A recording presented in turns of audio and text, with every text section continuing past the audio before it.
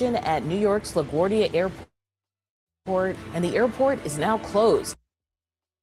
An Air Canada jet hit a fire truck on the runway. Now, this happened just before midnight. 2 pilots were killed. Dozens of other people are injured. This video from the scene showing the wrecked plane, nose tilted up to the sky. The crashed truck is seen nearby. And here is the moment air traffic controllers knew something went wrong. Frontier 4195, just stop there, please. Stop, truck one, stop. Stop, truck one, stop. Stop, truck one, stop. Yeah, 646, I see you collide with vehicle in this whole position. I know you can't move. Vehicle service fine to you now. Okay, joining us now with the very latest is CNN correspondent Gloria Pesmino. And Gloria, what are you hearing right now at LaGuardia? Yeah, Audie, you know, it's just devastating listening to that audio, hearing the radio operator telling the vehicle to stop. We now know that the vehicle collided with the airplane. There were 72 passengers aboard that aircraft, 4 crew members, and sadly, the pilot and the co-pilot were killed as a result of that collision. Now, dozens of passengers were also injured. 41 passengers and crew were transported to the hospital shortly after that collision. 31 of them have been released, and the 2 people who were inside the fire truck, which collided with the airplane, we are told are in stable condition. Now, here's what happened, and as you look at the images of the airplane, you can see the front of the airplane is completely destroyed. The collision happened around 11:40 last night. This is a Jazz Aviation flight that was operating on behalf of Air Canada. The aircraft, we are told, struck a Port Authority aircraft rescue and firefighting vehicle, which was actually responding to a different aircraft on the runway. This was flight 8646. It was coming in from Montreal late last night. It left Montreal around 10:30 p.m. local time and landed here at 11:40. It collided with the firefighting vehicle shortly after the landing. In fact, we heard from officials here at the Port Authority. Damn, look at that. That looks crazy. Good morning. Happy Monday. Happy Monday, child. This mess happened last night, like she said. Shout out to whoever sent me this. I think it was Reaper. That looks crazy. Why is it all the way up in the air like that? Like why is it? I don't know. I don't know if it's aviation people here that know this type of stuff, but so it sounded like, and there's a different video, the audio that I'm going to give to you on a second. Excuse me, where they're saying, go to the plane, go to the, I guess they didn't see the fire truck, but the fire truck or whatever, you ain't see that plane coming? I don't know. Okay, let me tell you, I don't know. I don't work in the airport. I ain't no pilot. I ain't no fire truck person either, right? But I do drive, okay? I drive. So if I am driving and I hear the, the whistle for the train, I'm gonna look. And if it look like it's coming, I'm not going. I'm not blaming nobody. I'm just explaining my thought process on this. How is it that the person in the fire truck didn't see the plane coming? Because I'm telling you, I'm gonna be looking for some planes. If I'm out here on the tarmac, I think it's called, I'm out on tarmac with a bunch of big ass planes, I'm gonna have to be on the lookout. Which manages the airport, they described the moment saying the collision happened during the landing. Now, this was a regional jet aircraft. It was traveling south, going very fast, about 130 miles just before it hit that fire truck. Now, the passengers. Now, what's going on with the people in the fire truck? That's the fire truck on its side, it looks like. It looks like it's on its side. Do you see it? Maybe it's just me. It's definitely not face up. But then again, if you just ran into 130 mile an hour, however many, tons or whatever a plane, weighs, I'm surprised that it's even on his side, not obliterated. Who did not have to be transported to the hospital were actually seen leaving the airport just a short time ago. I was able to catch up with one of them. He described the moment to me, telling me that it was a hard landing and that they had no indication that there was a problem on the runway. Take a listen. We went down for a regular landing. We came in pretty hard. We immediately hit something, and it was just chaos in there. About 5 seconds later, we had come to a stop, but in that short period, I mean, everybody was hunkered down and everybody was screaming. Pretty quickly, we didn't have any directions because the pilot's cabin had been kind of destroyed. So somebody said, let's get the emergency exit and get the door in. Let's all jump out, and that's exactly what we did. Audie, the passengers who did not have to be transported to the hospital were set up in a airline lounge. They were reunited with their family members, and as I said, many of them were leaving the airport just a short while ago. The FAA issued a ground stop here at LaGuardia Airport shortly after the incident. That ground stop has been lifted now, but the airport is closed. Officials telling us it just what we needed in the midst of everything else that's going on. Now LaGuardia is closed, child. Now, I'm not saying that it shouldn't be, because it probably needs to be. And then that's another bunch of people who are now affected even more travel-wise. These people, damn, you see her ass? I'm sorry, let me focus. Now you got these people traumatized, of course. Like I feel comfortable flying. I'm not scared to fly. But y'all, let me tell you something. You just came in for a landing. There used to be a time when you come in for a landing, people clap and, thank the pilot. They seem to not do that anymore. I always am like, thank the Lord and thank the pilot for getting us, landing safely through the skies. That's just how I look at it. But, this is all the more reason to be thankful, that you make it. Because anything can happen. We already know that. Anything can happen while you're driving or whatever. But child, this is crazy. But child, look at her ass, child. All right, let me stop. Anyway. In the last hour, they expect LaGuardia Airport to remain closed at least until 2 o'clock in the afternoon. The National Transportation Service Board, the NTSB, is on the ground launching their investigation. And I just have to say, the fact that the airport has to remain closed at least until the late afternoon, 2 o'clock today, is certain to cause a lot of delays, a lot of transportation issues here for passengers, which of course comes as we are seeing all these other problems, delays and long lines as a result of the partial government shutdown. So it's going to be a busy and likely, a troublesome morning for people who are going to be traveling. Audie? Okay, that's Gloria Pasmino at LaGuardia with the latest. I want to bring in now CNN transportation analyst Mary Schiavo, former Inspector General for the Department of Transportation. She's also investigated countless aviation crashes. Good morning, Mary. Thank you for being with us. Just to give people the state of play right now, we have those images of the plane. We just heard from our reporter, it was traveling something like 120 miles per hour coming in for its landing. When you listen to that air traffic control, those voices, what are you hearing that you'd want to investigate?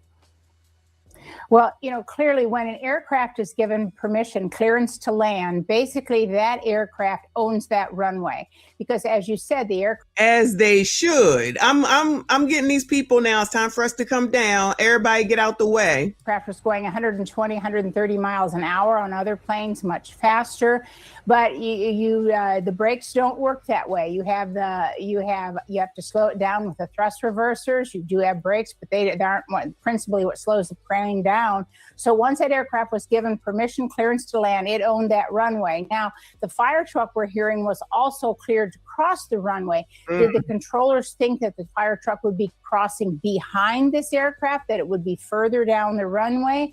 Those are things that the investigators will want to know. But because it's all recorded, everything that happens in air traffic control is recorded in the tower cab. Of course, there's also ground control and other controllers there. But at this point, speed the aircraft was going, clearance to land, it owned the runway. So that will be probably where the NTSB starts.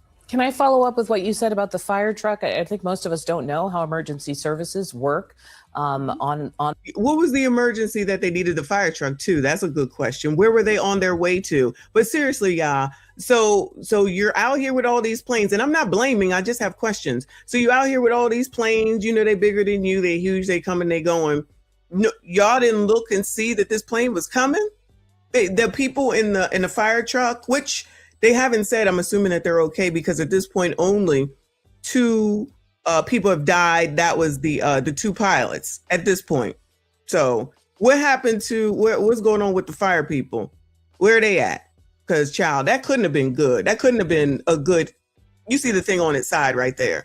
Good morning. Thank you, Chris. I appreciate you. He said the Democrats would rather protect illegal aliens and their future voters than fund DHS and protect Americans. Trump bad, Trump bad. Well, I wouldn't blame this on what's going on politically. I think this is what is this, air traffic control issue? What's going on with that? Does that make sense? Like, let me go over here. Let me go over here. Hold on. Let me find it right here. All right. So this is collision landing airplane collided with vehicle on the runway at LaGuardia in New York, child. Real ATC audio. I don't know what ATC is, but listen and watch this. But watch this. 550 Amex, flying 175, runway 20, cleared for takeoff.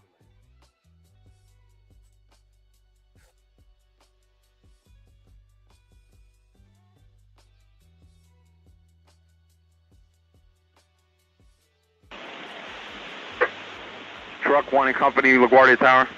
Truck 1 and Company. Truck 1 and Company, LaGuardia Tower, requesting to cross 4 at Delta.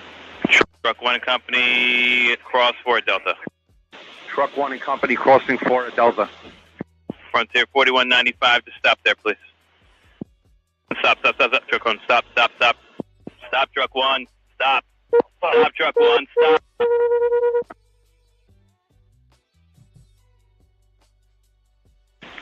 Yo, that is crazy, right? So what happened between the time that you heard the air traffic control person until the time that you didn't? And thank you, Lawrence, because I wasn't thinking. Thank you. What happened from the time that you heard him say it's okay for you to cross for them to now say stop? And child, you wasn't looking around. This is still, in my opinion, you need to check before you cross the street type of situation. But that's just me.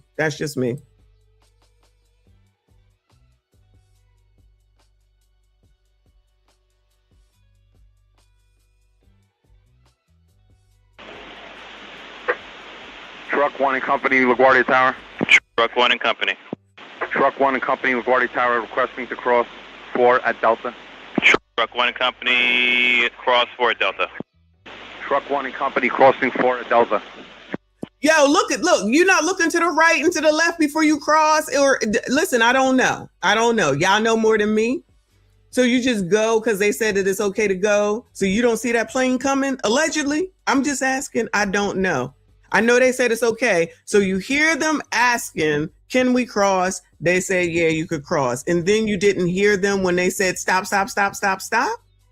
Yeah, I'm thinking it is in some way, shape, or form at this point, because you said it was okay, but weren't y'all supposed to know that this plane was coming? I don't disagree with you, Zuma.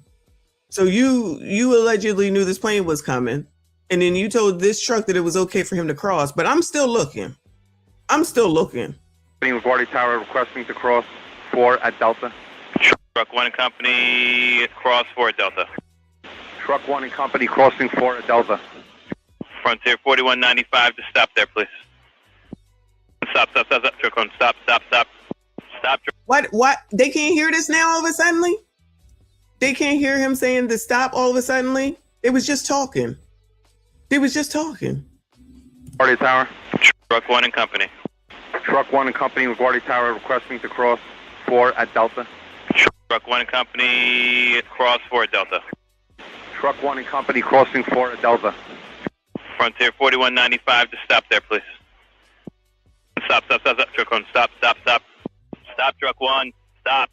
Stop, Truck 1, stop.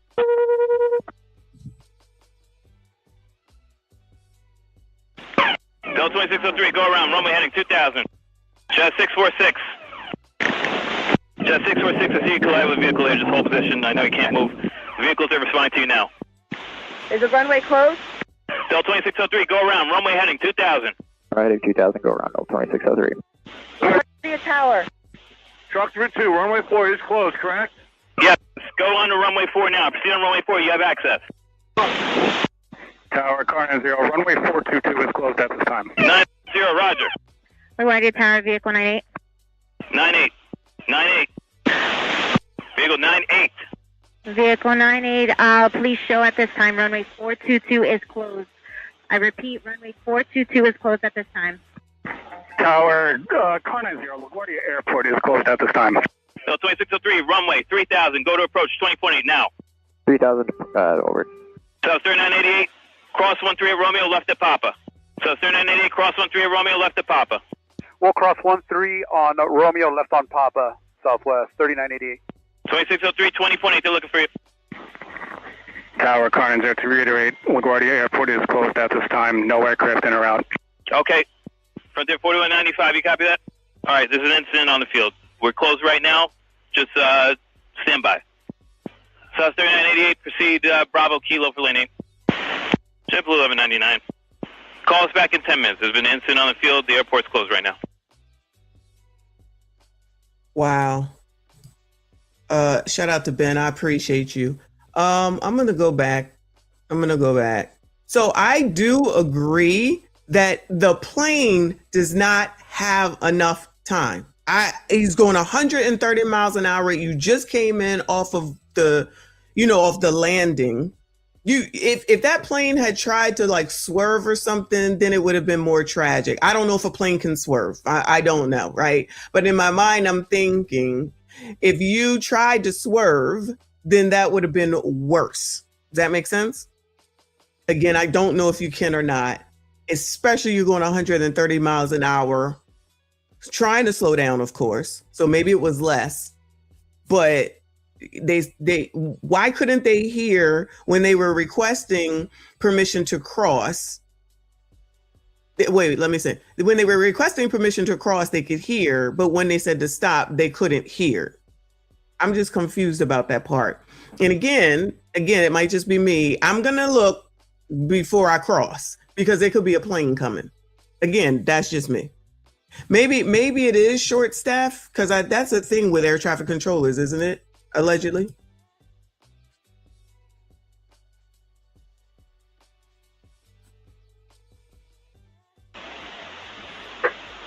Truck 1 and Company, LaGuardia Tower. Truck 1 and Company. Truck 1 and Company, LaGuardia Tower, requesting to cross 4 at Delta. Truck 1 and Company, cross 4 at Delta.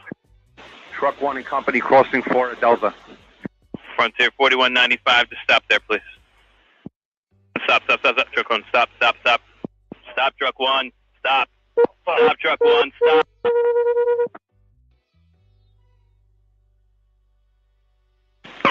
Del 2603. That's just crazy to see, y'all. I'm sorry. And that obviously that's how it happened, but that is crazy to see. Let me see. An hour ago, Eyewitness News, what they got to say. In New York, the cockpit is disintegrated. Air Canada fire truck collision at LaGuardia. That the fire truck was responding to a separate emergency on the field. So shortly before the accident occurred, there was a United Airlines flight that had aborted takeoff, and that airplane was on an adjacent taxiway on a separate runway, and air traffic control was working with that airplane to get services there. There was an odor on that airplane. Apparently, from what we're hearing on some of the tapes, the flight attendants were complaining of being ill. So air traffic control was trying to get the fire truck over to that United airplane to provide assistance there. Also keep in mind, LaGuardia Airport, the runway configuration is like this. They cross. So it's very complicated, even just to taxi the airplanes around. Very important to stay out of each other's way. Now you have an emergency in the middle of it and a fire truck crossing the runways. Things get complicated. They happen really, really fast. What occurs to you? You look at this picture, the front of the Air Canada Express plane is sheared off. We know the two pilots were killed in this collision, and you cannot even tell that that was a Port Authority fire truck underneath the nose of that plane. What does that bring to mind for you as an expert? And also, who's in control of who's moving where and when? So I heard you ask that question before, and that's a very good point. So all of the movements on the field they're all judged by air traffic control. They give the permission to move everything, whether it's an airplane, a taxiing airplane, departing airplane, or even a car, in this case, a fire truck. So every movement that fire truck in this case would talk to air traffic control and request clearance to cross the runway. At the end of the day, the air traffic control tower is in charge of everything that moves on that field. Oh, well, you know what's about to happen. Dollar Washer, I want to be careful because it sounds like the internet starting to internet or the StreamYard starting to StreamYard. The passengers are alive. Only the 2 pilots have died, but I'm trying to understand what happened to the fire truck people because that thing looks a mess too.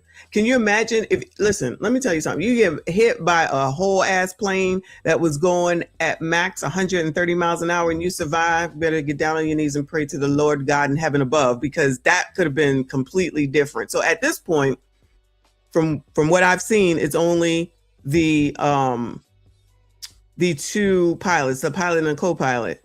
So it sounds like it's going to be some concern for the air traffic controllers.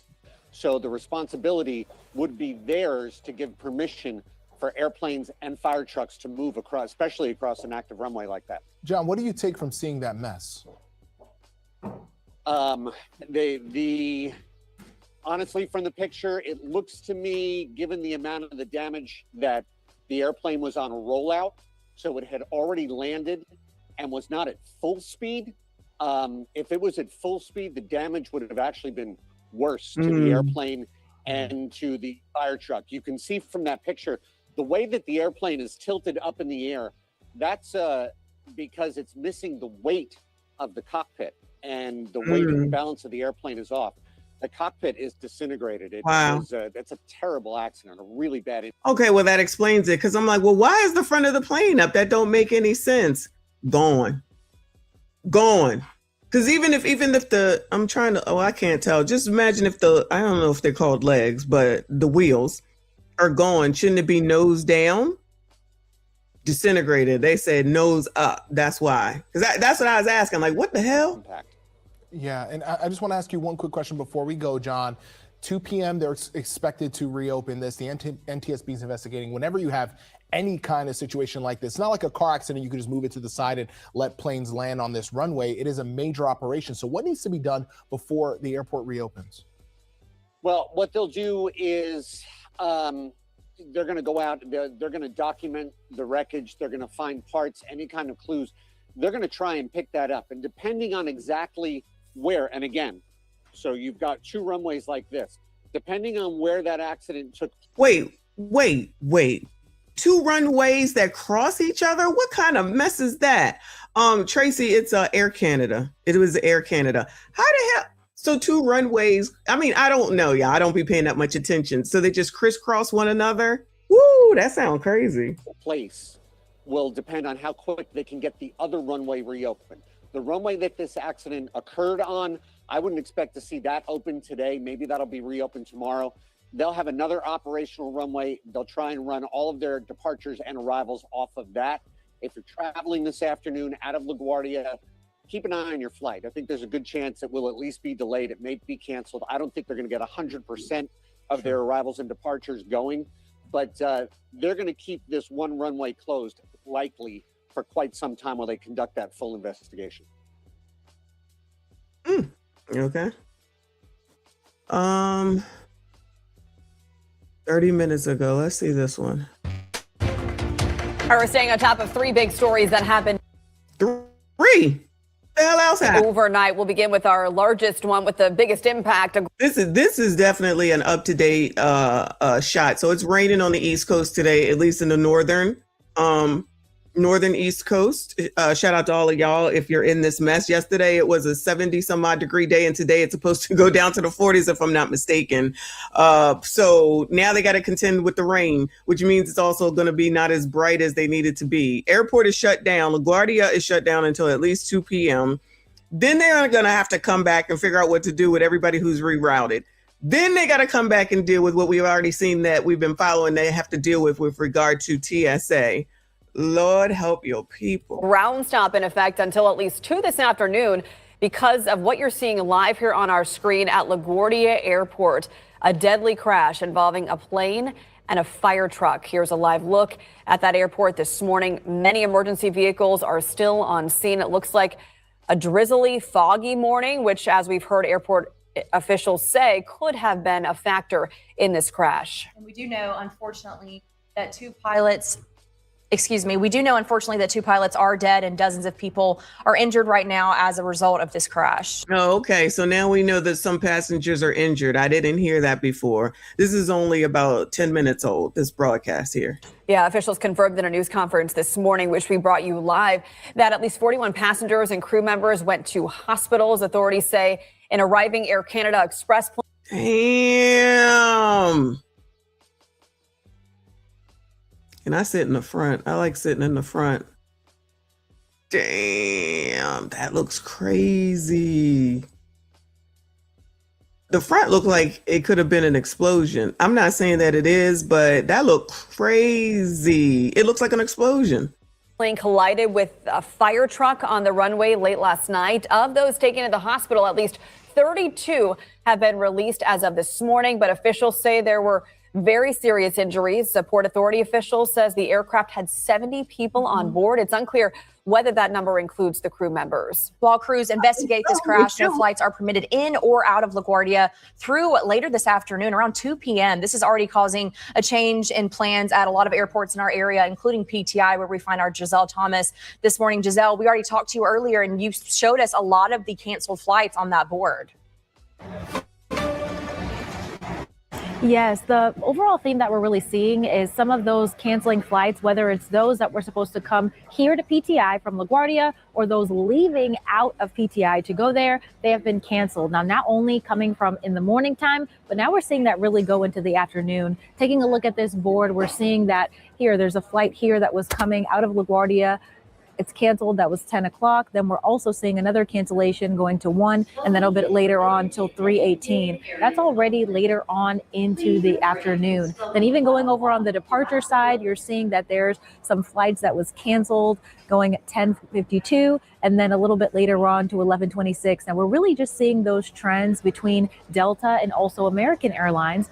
We're over here on the Delta side. So I was able to speak to one of the ticketing agents here who said that they're really just working to rebook people at this time, and they're just truly hoping that the airport opens soon. Now keep in mind, we are a smaller airport here at PTI, so right now, the reason why we're showing you this board is because there's no delays or any setbacks here in our security lines or anything like that. We do know that PTI is a pretty quick airport, but the main thing is people who are trying to get over to the New York area, they're experiencing these cancellations. Now, again, they said they're working to rebook, and I was able to also just take a look at some of the airlines' main home pages, where if you're trying to book a flight to get to LaGuardia, at least today, right now, they're not even allowing you to book a flight. And we do know, although they can be particularly expensive, you are able to book a same-day flight. So to see that already kind of shows a sense of urgency, but also that right now they're just taking a pause to figure out everything that's going on in that area. In the meantime, we'll work to make sure to keep you updated on what we see. So far, we are seeing a lot of those cancellations really going into the afternoon, and then we'll make sure to keep you guys updated as we learn more. Live in Greensboro, Giselle Thomas, WFMY News 2. Yeah, Giselle, we know this ground stop is compounding an issue many airports across the country are already dealing with, that the partial government shutdown is forcing TSA workers to go without pay. Have we seen any of those problems at PTI as of this morning? So again, I mentioned a little bit earlier that right now we're not seeing any delays in the security lines. It's one of the reasons that we're not really. Oh, shout out to PTI. I don't know where that's at, but they got no delays. Shout out to them. Show you guys the lines because we didn't want to just show you that there was no one in the line, as in no long lines or delays. One thing that we do know is happening at PTI, which was actually pretty amazing. A lot of the people here, they are allowing people to donate gift cards to help some of those TSA workers that are impacted. So right now, from what I understand, it's about $20 or less, and they're asking it to be a gift card from any type of service, as long as it is not like an American Express or something like that. But you are able to donate to help some of those TSA workers that are impacted here. So just one way to give back. But again, the lines, there is no one in those lines. So that's why we're just kind of showing you guys the main impact here on these information boards. So shout out to this girl though. You go, girl. PTI.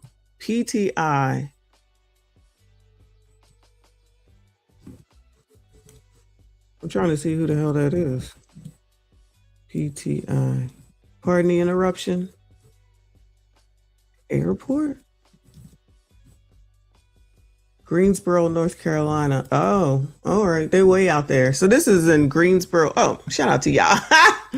Greensboro, North Carolina. Ain't no problems there. I've never heard of that airport in my life. So you need to get out. I guess you should go over to Greensboro. Let me see. This is WT&H, wherever they are. Pilot and co-pilot killed in collision between jet and fire truck at New York's LaGuardia Airport. Are believed to be dead after a plane crashed into a Port Authority fire truck at LaGuardia Airport last night. The crash forcing the airport to stop all flight operations. Yeah, and this morning giving you a heads up that you could see an impact if you're flying in or out of airports today. News 8's Brittany Taylor live for us at Bradley International Airport with everything we know so far. Brittany, good morning.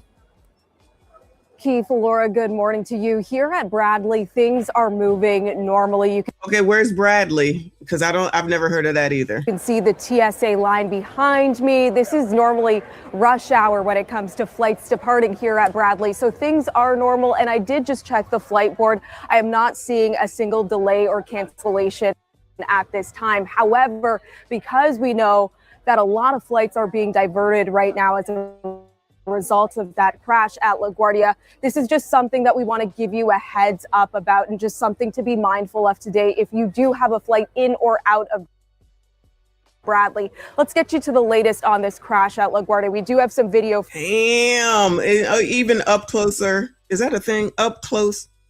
Child, you know what I'm saying. Closer look. That thing looked torn apart. That looked like a horror movie, y'all.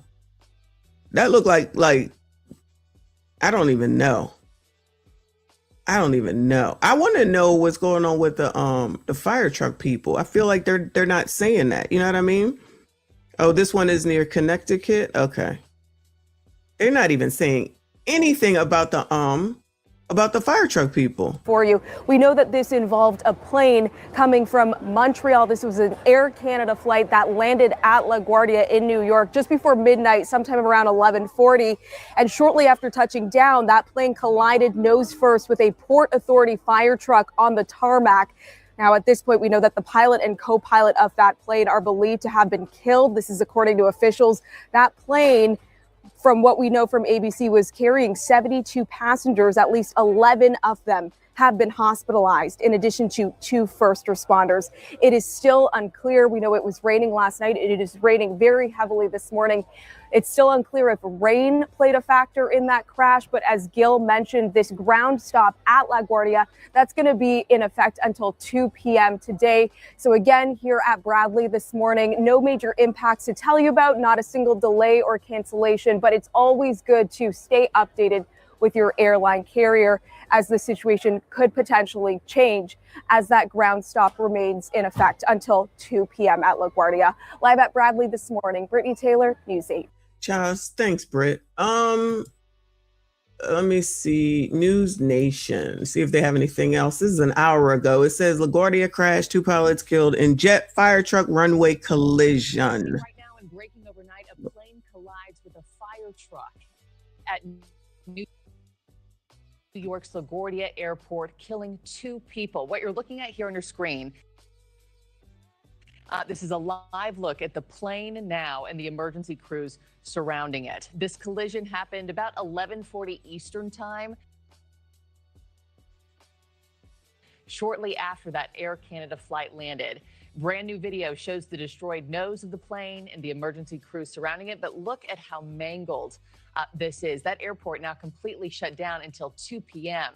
at the earliest today. Morning, everybody. I'm Marky Martin. Thanks as always for joining us. Want to get right out to News Nation's Marcus Espinoza, who's live at LaGuardia for us. Marcus, I know media is being kept a good distance from the crash scene. It's an ongoing investigation. What's your sense of what that scene is like right now? Hey, Marky, good morning. A devastating morning here, of course, as 2 people are dead. The pilots of that Air Canada regional flight that you mentioned there as well. Dozens of people taken to the hospital as well. I want to go over the scene that I'm standing at right now. I'm basically at the airport in between Terminal A and Terminal B. That is what I am placed at right now. So you have the airport directly behind me. This is the American Airlines kind of hub right here. In front of me, obviously busy New York roads here in Queens, completely shut down. So nobody is getting in. Folks are able to leave and exit, but this airport is closed at least until 2 p.m. Nothing else is flying in or flying out. I was just about to say, I wonder if they're going to send you to Bradley. It was Bradley, I think you said, in Connecticut. Because what if you was in the air already? What do they do? I mean, I guess they divert you, right?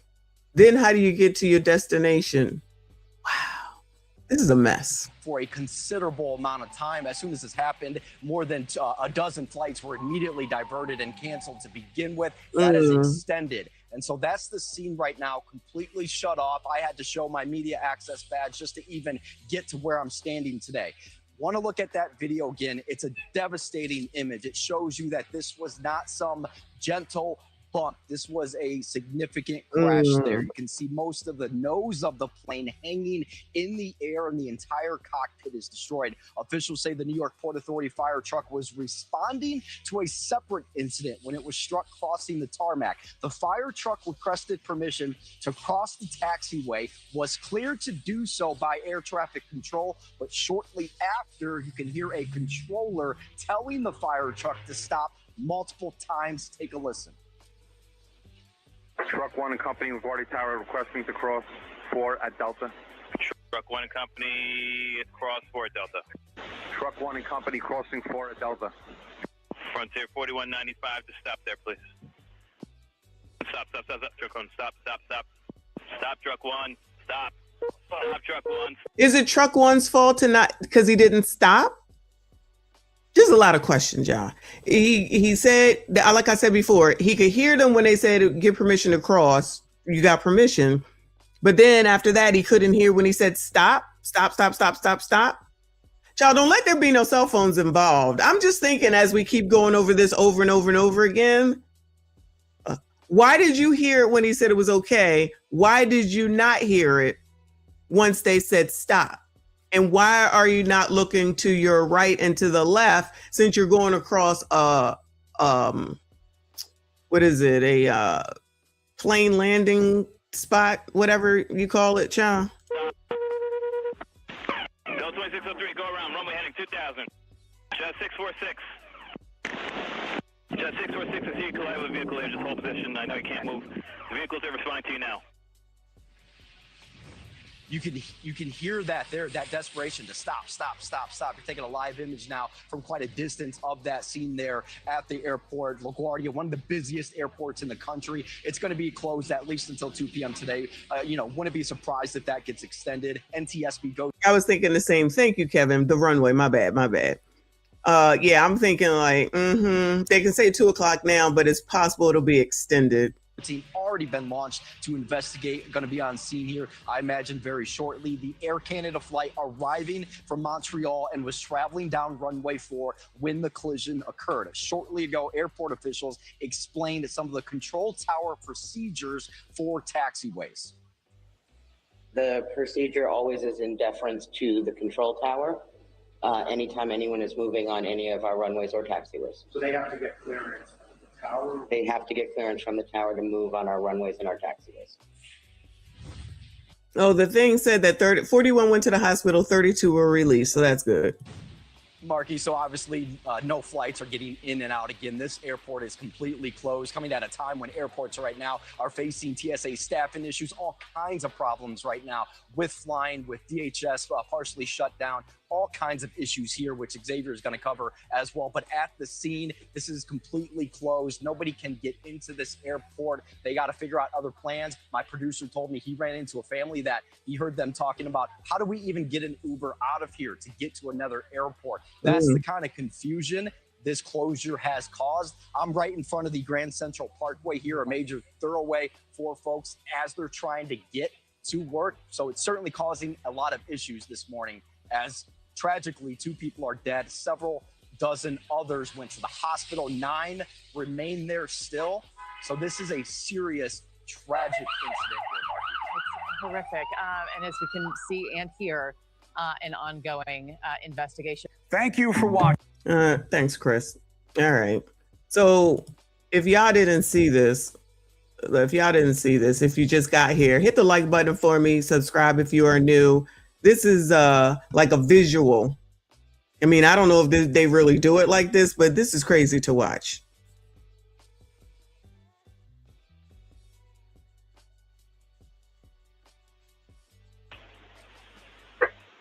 Truck 1 and Company, LaGuardia Tower. Truck 1 and Company. Truck 1 and Company, LaGuardia Tower, requesting to cross 4 at Delta. Truck 1 and Company, cross 4 at Delta. Truck 1 and Company, crossing 4 at Delta. Frontier 4195 to stop there, please.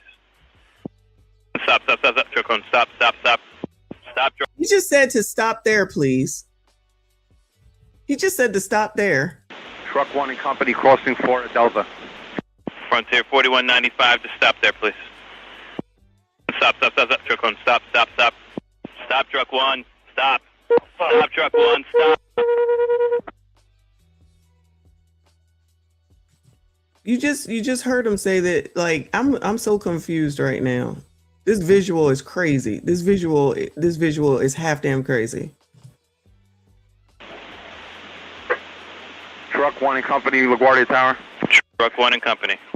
Truck 1 and Company, LaGuardia Tower, requesting to cross 4 at Delta. Truck 1 and Company, cross 4 at Delta. Truck 1 and Company, crossing 4 at Delta. Frontier 4195 to stop there, please. Stop. Truck 1. So they just asked and they said not to go, right?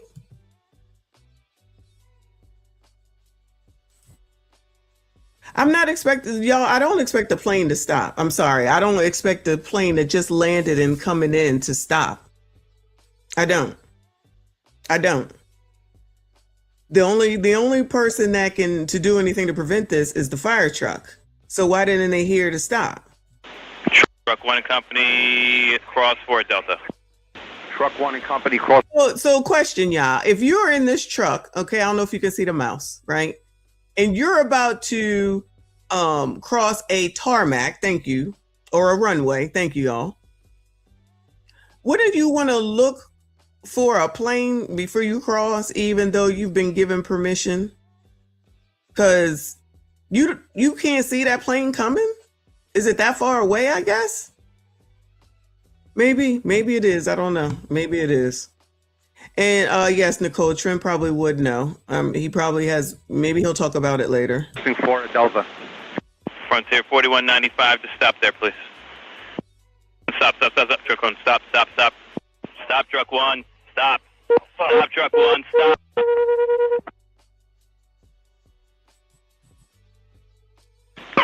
Delta 2603, go around, runway heading 2000. Jet 646.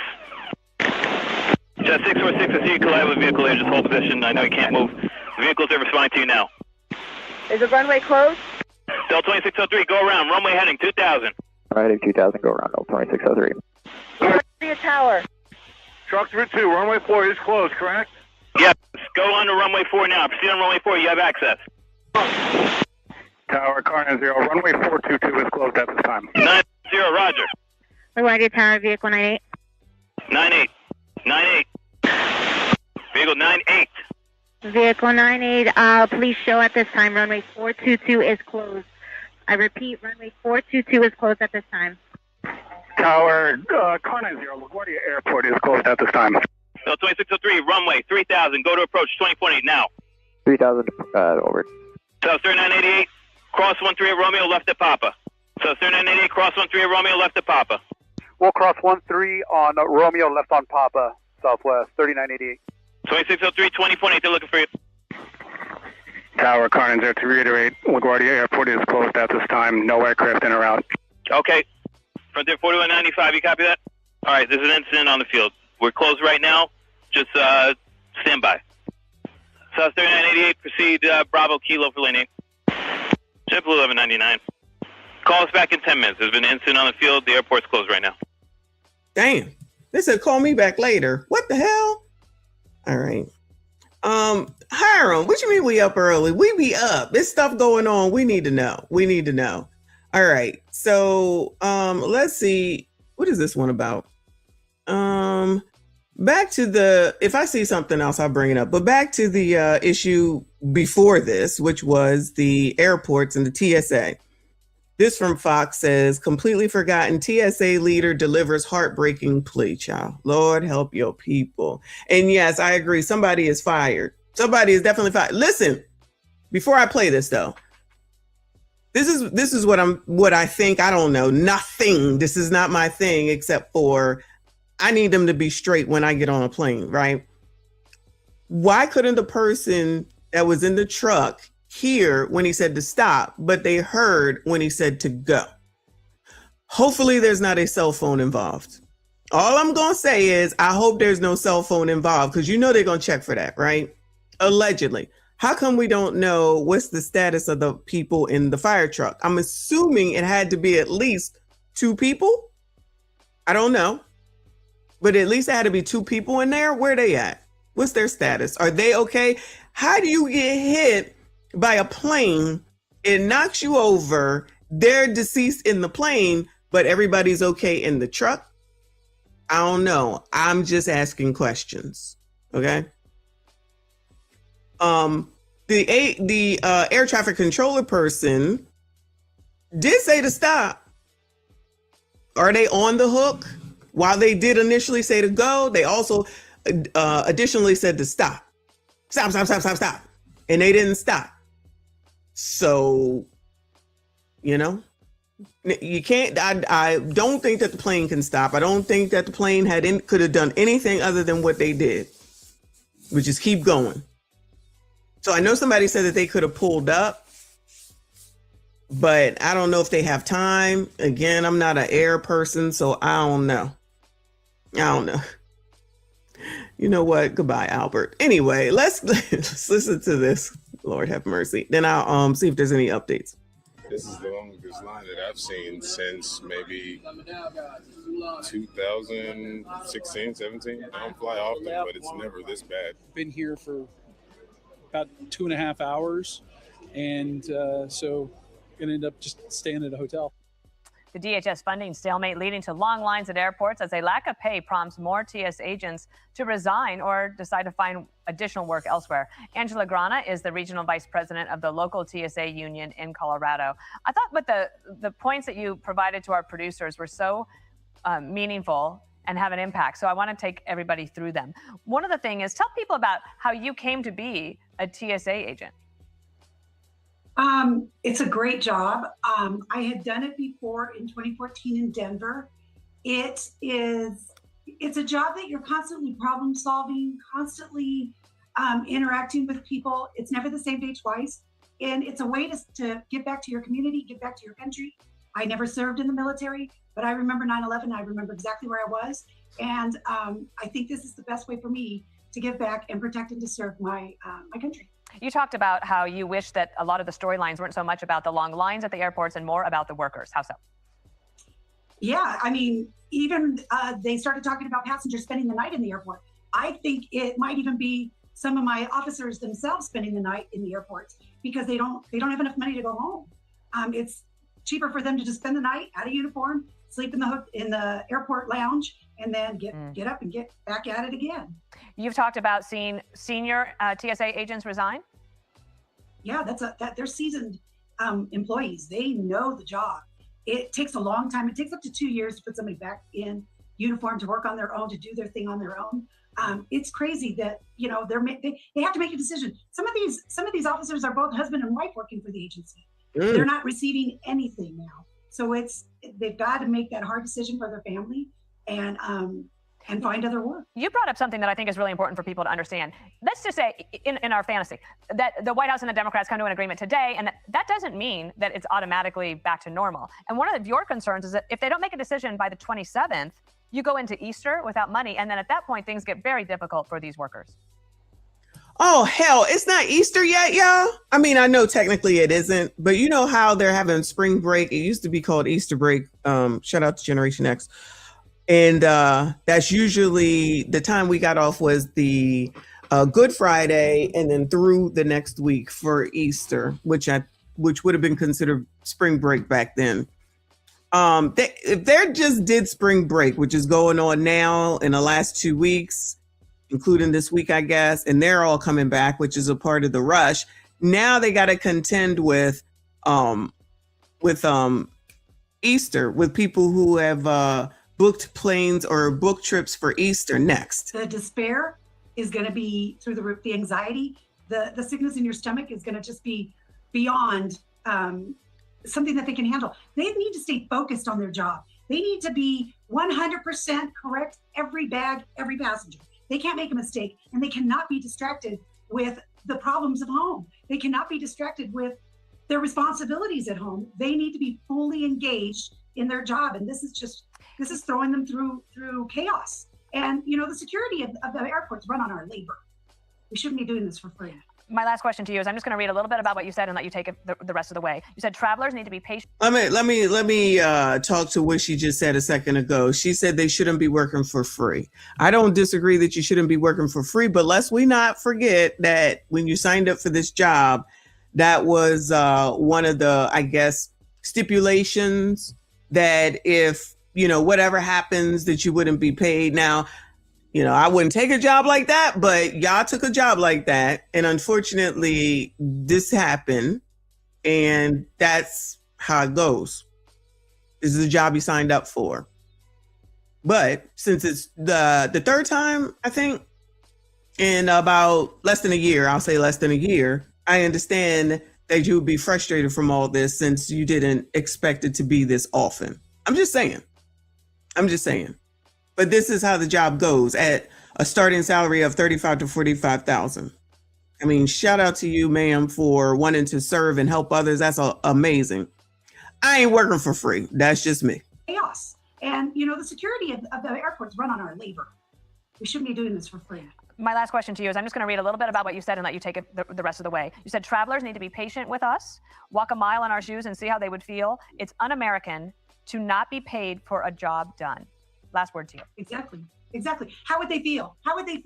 You put on that uniform, you're proud to wear that uniform, you protect and serve your nation, the traveling public, and we feel forgotten. We feel completely forgotten. I don't have a magic word or a magic wand to make everything go away.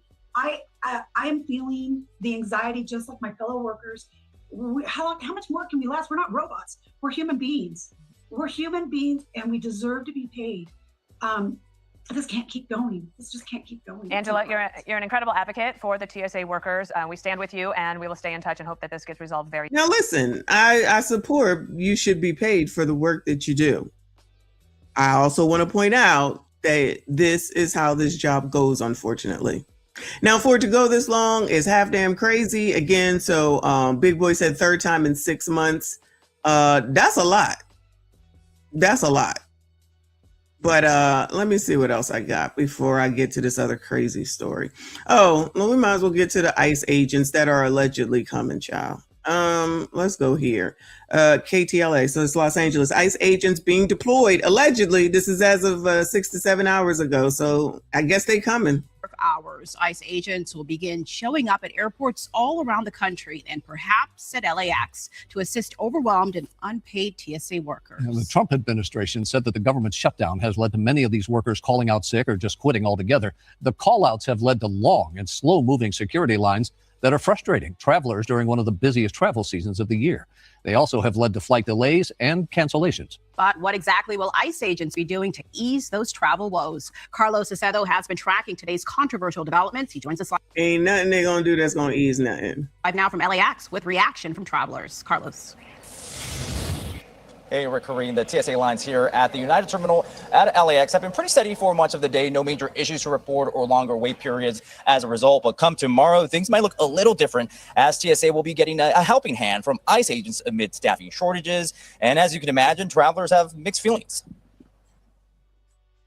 In an unprecedented move, immigration and customs enforcement agents will have a new role at U.S. airports come Monday. The Trump administration announcing over the weekend that ICE would be assisting at security screening checkpoints amid a partial government shutdown that has affected TSA workers. Transportation Secretary Sean Duffy on ABC's This Week. If this Homeland Security funding isn't resolved, I think you're going to see more TSA agents as we come to Thursday, Friday, Saturday of next week. They're going to quit or they're not going to show up. About 61,000 TSA employees have gone unpaid since February 14th due to the shutdown. Staffing shortages are growing, with call-out rates topping 9% and hundreds of officers reportedly quitting due to significant financial strain. As a result, wait times have increased at security checkpoints. President Trump saying that White House border czar Tom Homan will be in charge of the ICE operations at airports moving forward. I don't see an ICE agent looking at an x-ray machine because you're not trained in that. There are certain parts of security that TSA is doing that we can move them off those jobs and put them in the specialized jobs, help move those lines. And wait times could worsen as... Well, at least somebody has a plan. 5 government shutdowns in 5 years. Come on, Chuck. Many people take to the skies for spring break travel. And I'm especially concerned because I'm leaving soon, so I don't want to come to the airport 5 hours in advance. It's better than not having anybody here. If they can't resolve the problem through Congress, then he has to do what he has to do to help the American people. 2 federal agencies merging together, trying to work with each other. I don't know. It doesn't seem like that's going to be a big help. On Capitol Hill, the impasse continued through the weekend following unsuccessful attempts to solely fund TSA without funding for the Department of Homeland Security. Cha, I thought they cared about the American people, Cha. In the meantime, President Trump suggested agents could also be tasked with making immigration arrests at airports. The California governor's office responding on X. By sending ICE into airports, Trump is proving the problem in real time. ICE has become the president's lawless, undertrained personal police force deployed to serve his agenda, not the law. Newsom, please shut the hell up. No one asked you. Oh my God, can't stand him. Can't stand him. You know he's going to run for president. And here at LAX, officials say they don't anticipate changes to their daily operations, saying that the airport so far hasn't experienced longer. I want to know what time this was. Wait times as a result. For now, we're live at LAX. All right. Shout out to you. He looks like he could be an actor. Let's go to, Shall we go into the ATL? You already know. She was fucking his best friend. So, I mean, everybody's fucking down here in Atlanta. I don't know what to tell you. They breeding like rabbits down here. Everybody getting ass.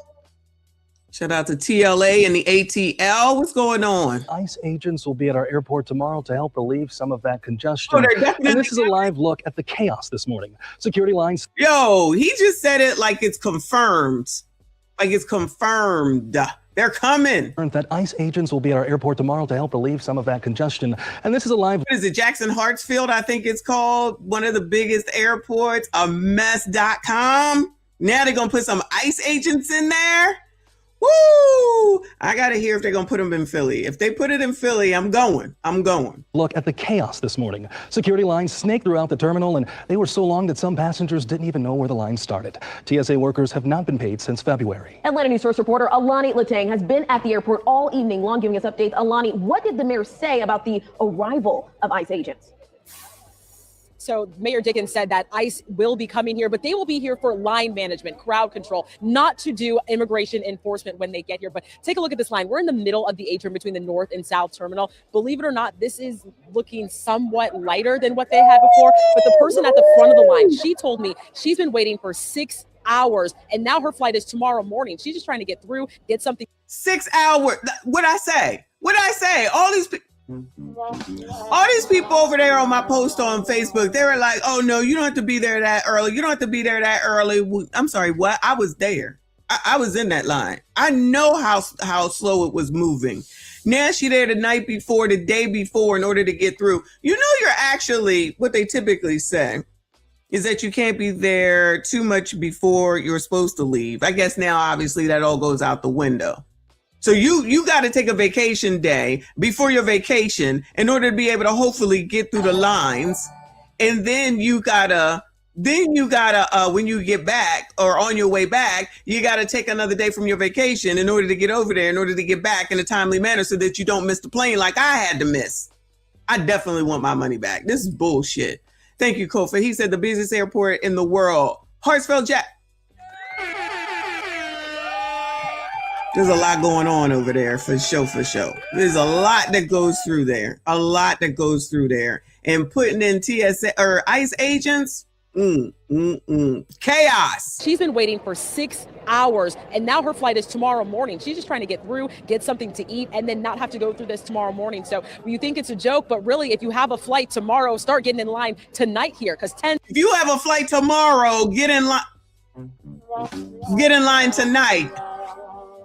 Oh, but when I said it, I was crazy. Child, please. Of thousands of TSA workers have gone without pay for more than a month here. Atlanta mayor confirming that tomorrow morning ICE agents will be here at Hartsfield Jackson, and it's conflicting what ICE agents will do here. So Board Czar Tom Homan says ICE agents will do jobs that don't need specialized training. However, Transportation Secretary Sean Duffy says ICE agents could be used for screening. But again, in a statement, Mayor Dickens says that ICE agents will be here to do line management, crowd control.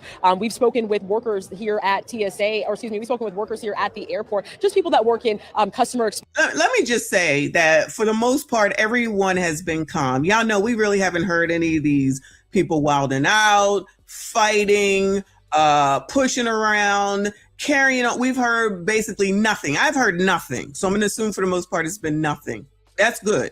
Because I'm telling you, these people really want to go somewhere, so they on their best behavior. Soon as ICE enters the picture, I'm telling you, it's going to be a different situation. It's going to be completely different. I don't think that this is the right answer. I think that he's doing this, unfortunately, to cause chaos, where chaos is already under control. That energy need to be put in figuring out how to negotiate to get this shit taken care of before it gets to the way that that lady was saying, how you got to teach people, they got to be trained properly and, you know, what they need to do. And the top people are quitting. Child, you better figure out how to give them some money so they can come on back.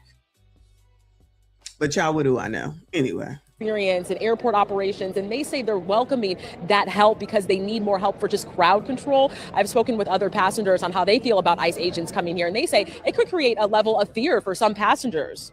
This is about going to helping TSA do their mission and get the American public through that airport as quick as it can. While adhering to all the security guidelines and the protocols, we're simply there to help TSA do their job in areas that don't need their specialized expertise. We've already seen how ICE crowd control.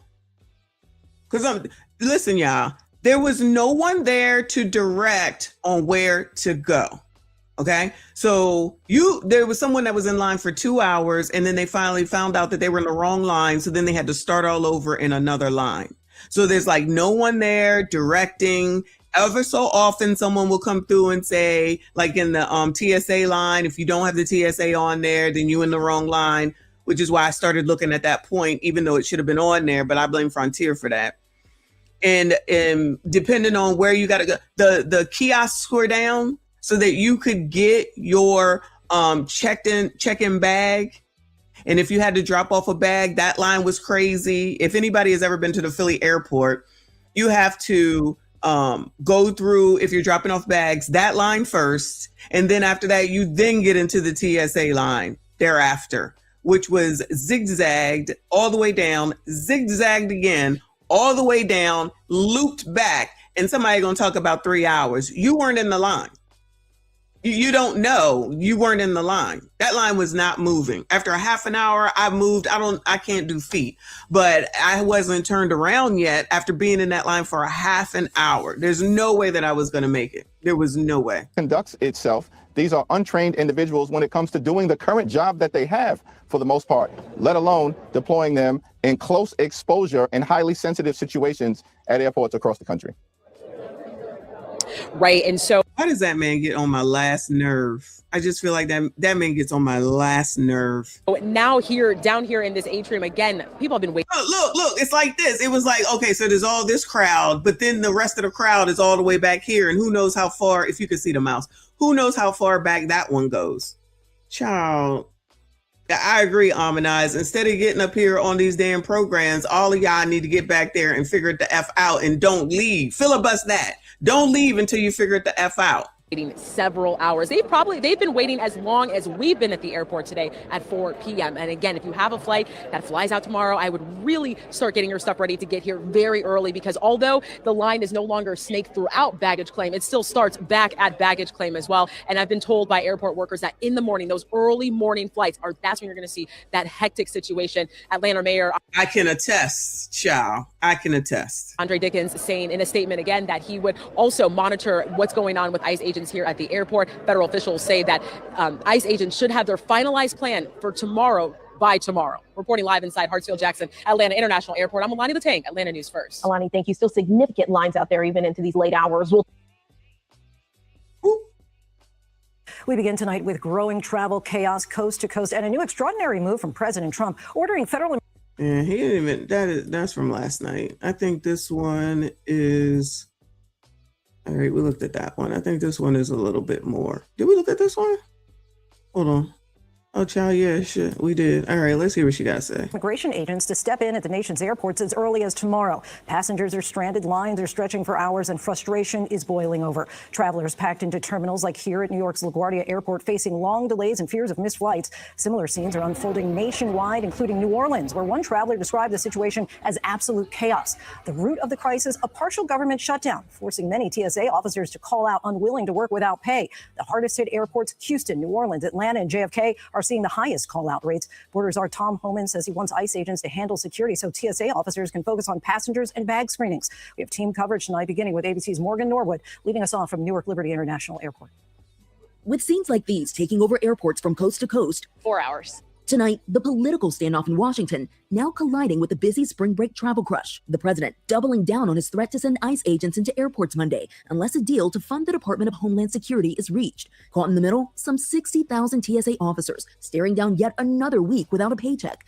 Many now calling out stifling operations at major airports. A record 3,250 agents, more than 11.5% of the TSA workforce, calling out nationwide on Saturday, the largest percent since the beginning of the shutdown. Places like Houston, New Orleans, Atlanta, and JFK with call-out rates between 30. George Bush, that's Texas. Louis Armstrong, New Orleans, of course, Atlanta, and JFK is New York. Wow. And 40%. Those callouts fueling lines winding through terminals and checkpoints choked with travelers from New Orleans, where TSA lines stretched into the parking lot, Houston and Atlanta, to New York's JFK Airport. But despite the frustration, passengers I spoke with at Newark Airport say ICE isn't the answer. I think getting our TSA agents back to work is what would make the difference. The president's threat also raising questions about ICE's training and readiness for security operations. They run those same type of security machines at the southern border, right? Packages come through or people come through, they run similar assets. But ICE is interior enforcement. They do not operate screening equipment at the border. Borders Czar Tom Homan suggesting ICE would largely jump in to free up TSA agents for specialized tasks like passenger and bag screenings. But there are roles we can play to release TSA officers from the non-significant roles, such as guarding an exit, so they can get back to the scanning machines and move people quicker. And now billionaire Elon Musk offering to pay the salaries of TSA personnel. That means covering the 3 weeks of missed pay for the roughly 60,000 TSA employees who, according to federal data, make about $61,000 per year, a check that would cost millions. Hold on, they keep changing the amounts. Now, when we started this, it was 35 to 45. Now it's yesterday was 50. Now it's 61,000. What is it?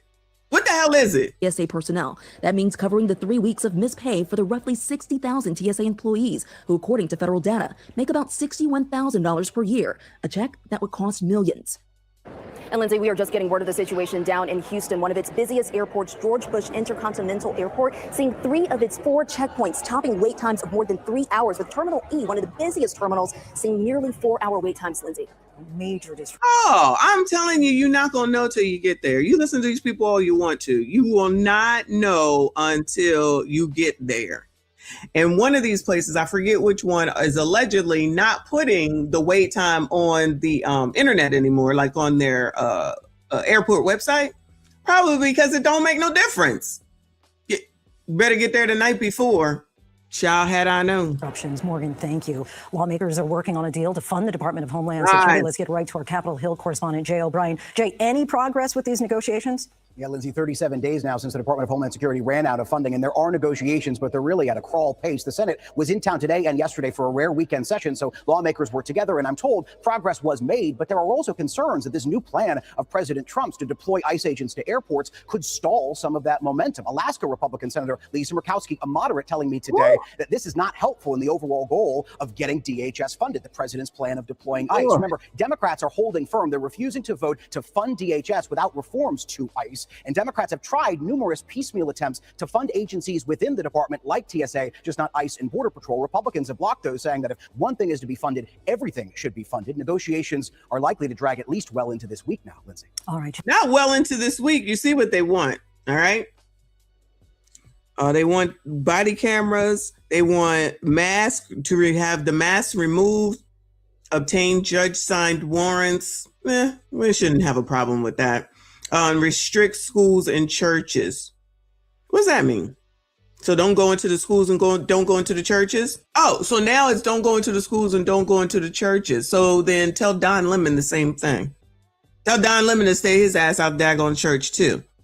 Now all of a sudden it's an outrage for going into church, but they was definitely supporting Don Lemon when he ran up into that church. Isn't that interesting? Isn't when you want what you want, then the rules apply, and somebody else then F all that and don't even be concerned. They were not outraged when that dude and that lady and all the rest of them ran up into that church. Interesting how that works. Good morning, thank you, Kofi. He said they're looking at starting salaries and then the average. Okay, that's why it's always a range when talking pay. Plus, there are also steps at each pay grade with slight increases in pay. That makes sense.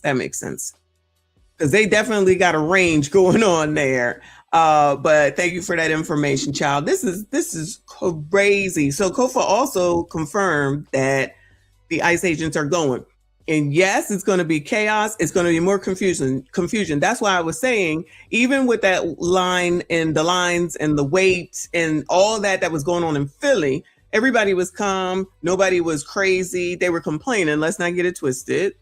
But no fights, no arguing, nothing. Everybody was calm and patient. And that is amazing given the situation, right? Looks the same. You see the news. We've been covering this for a week or so. They haven't been reporting any issues. They haven't been reporting any fighting or anything like that. Soon as an ICE agent gets there, here come the chaos. I'm telling you, protesters, LTMs, LWWs. When I pulled up to the airport, it was quiet as a church mouse, which should have been a sign as well. There's usually typically a bunch of cars, people dropping people off. You know, you can't park there any longer.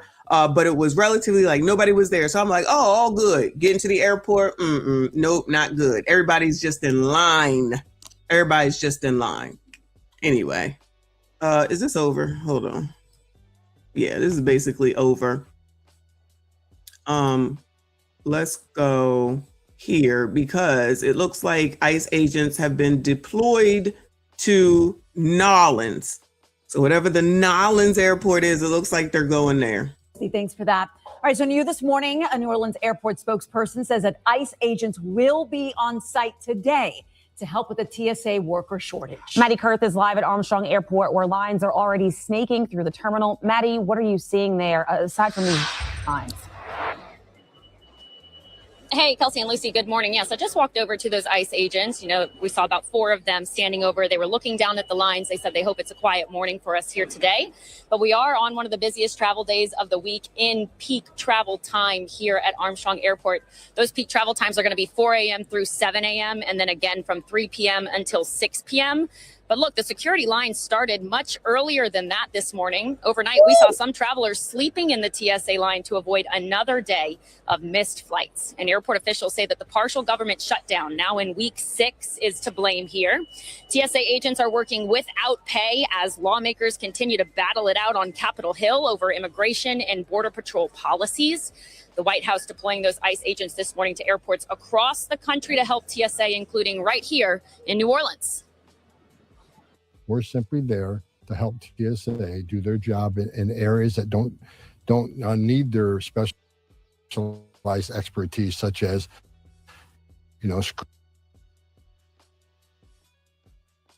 screening through the X-ray machine. I have an idea for Donald Trump. Instead of sending ICE agents to harass travelers at airports, why doesn't Trump get his act together and agree to pay the TSA workers and get the Senate Republicans to do so? Child, why that man get on my nerves too?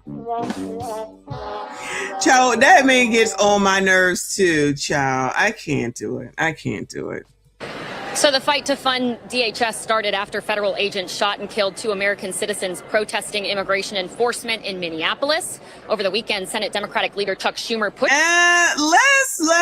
Let's say that correctly.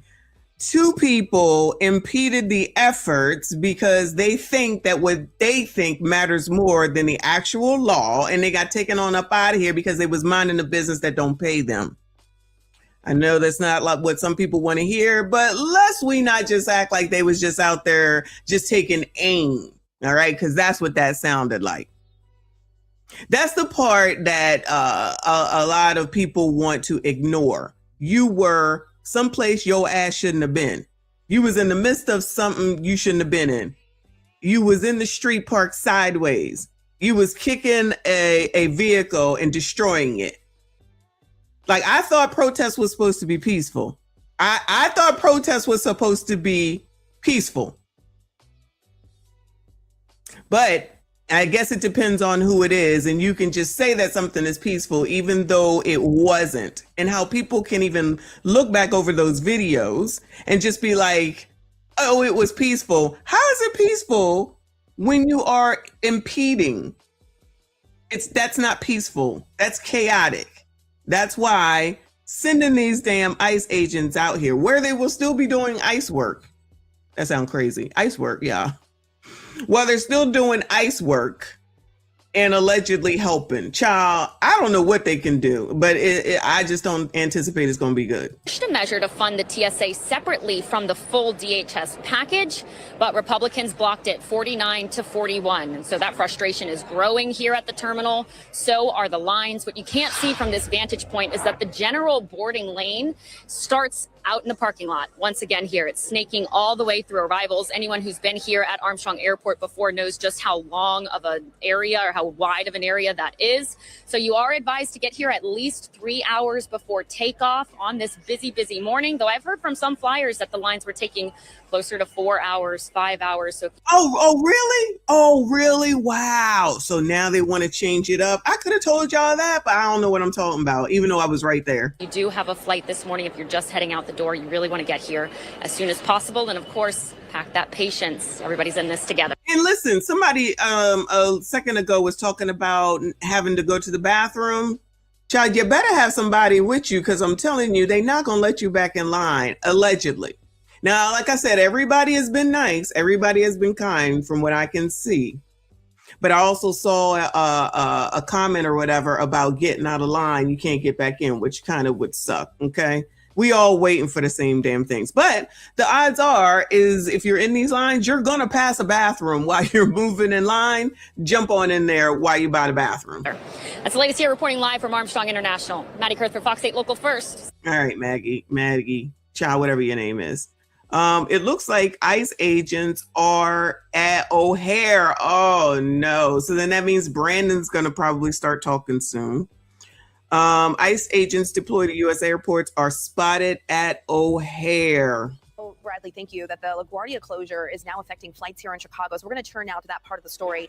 We sent Lauren Victory to O'Hare this morning. And Lauren, we've got 2 stories going on. We have the security lines. And within the last hour, we confirmed that ICE agents are indeed at the airport. Yes, Audrina, that's right. And as Bradley was just mentioning, what happened in New York is having a domino effect here. We know that at least 37 cancellations and 5 delays between LaGuardia and O'Hare are happening this morning. Midway's looking at 9 cancellations. TSA headaches are just ramping up around the country. Oh, imagine the people that were not aware about the crash in New York, and they're showing up, standing in line, finding out. Hopefully they got some alerts.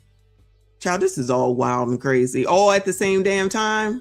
And yes, within the last half an hour, I have been able to confirm that ICE agents are at O'Hare this morning. The Trump administration promised a deployment of federal agents to airports as soon as today to relieve congestion at TSA checkpoints. And in addition to O'Hare, ICE has been spotted at Atlanta's airport this morning as well. 3-4-hour security lines continue to be a problem around the country as unpaid TSA officers call out sick. Sources tell CBS News the Department of Homeland Security scrambled over the weekend to figure out how ICE would assist TSA, whether it be securing entries and exits or helping check IDs. Now, the union for TSA workers nationally does not like the idea of ICE helping them, saying, quote, TSA officers deserve to be paid, not replaced by untrained armed agents who have shown how dangerous they can be. Now, I haven't spotted any ICE agents upstairs here in Terminal 1. This is the check-in area. I will keep looking for them. However, I did go downstairs by baggage claim where a TSA worker confirmed, yes, that's an ICE agent in there.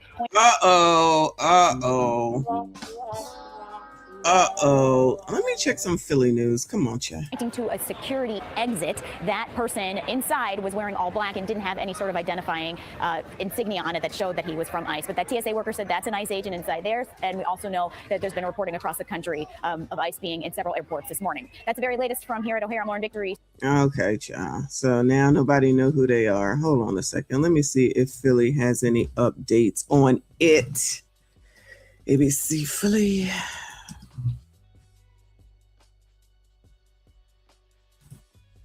Probably should go to Fox though. Trump administration plans to send ICE agents. I don't know. No confirmation. Let me see. Woo! Lord help your people.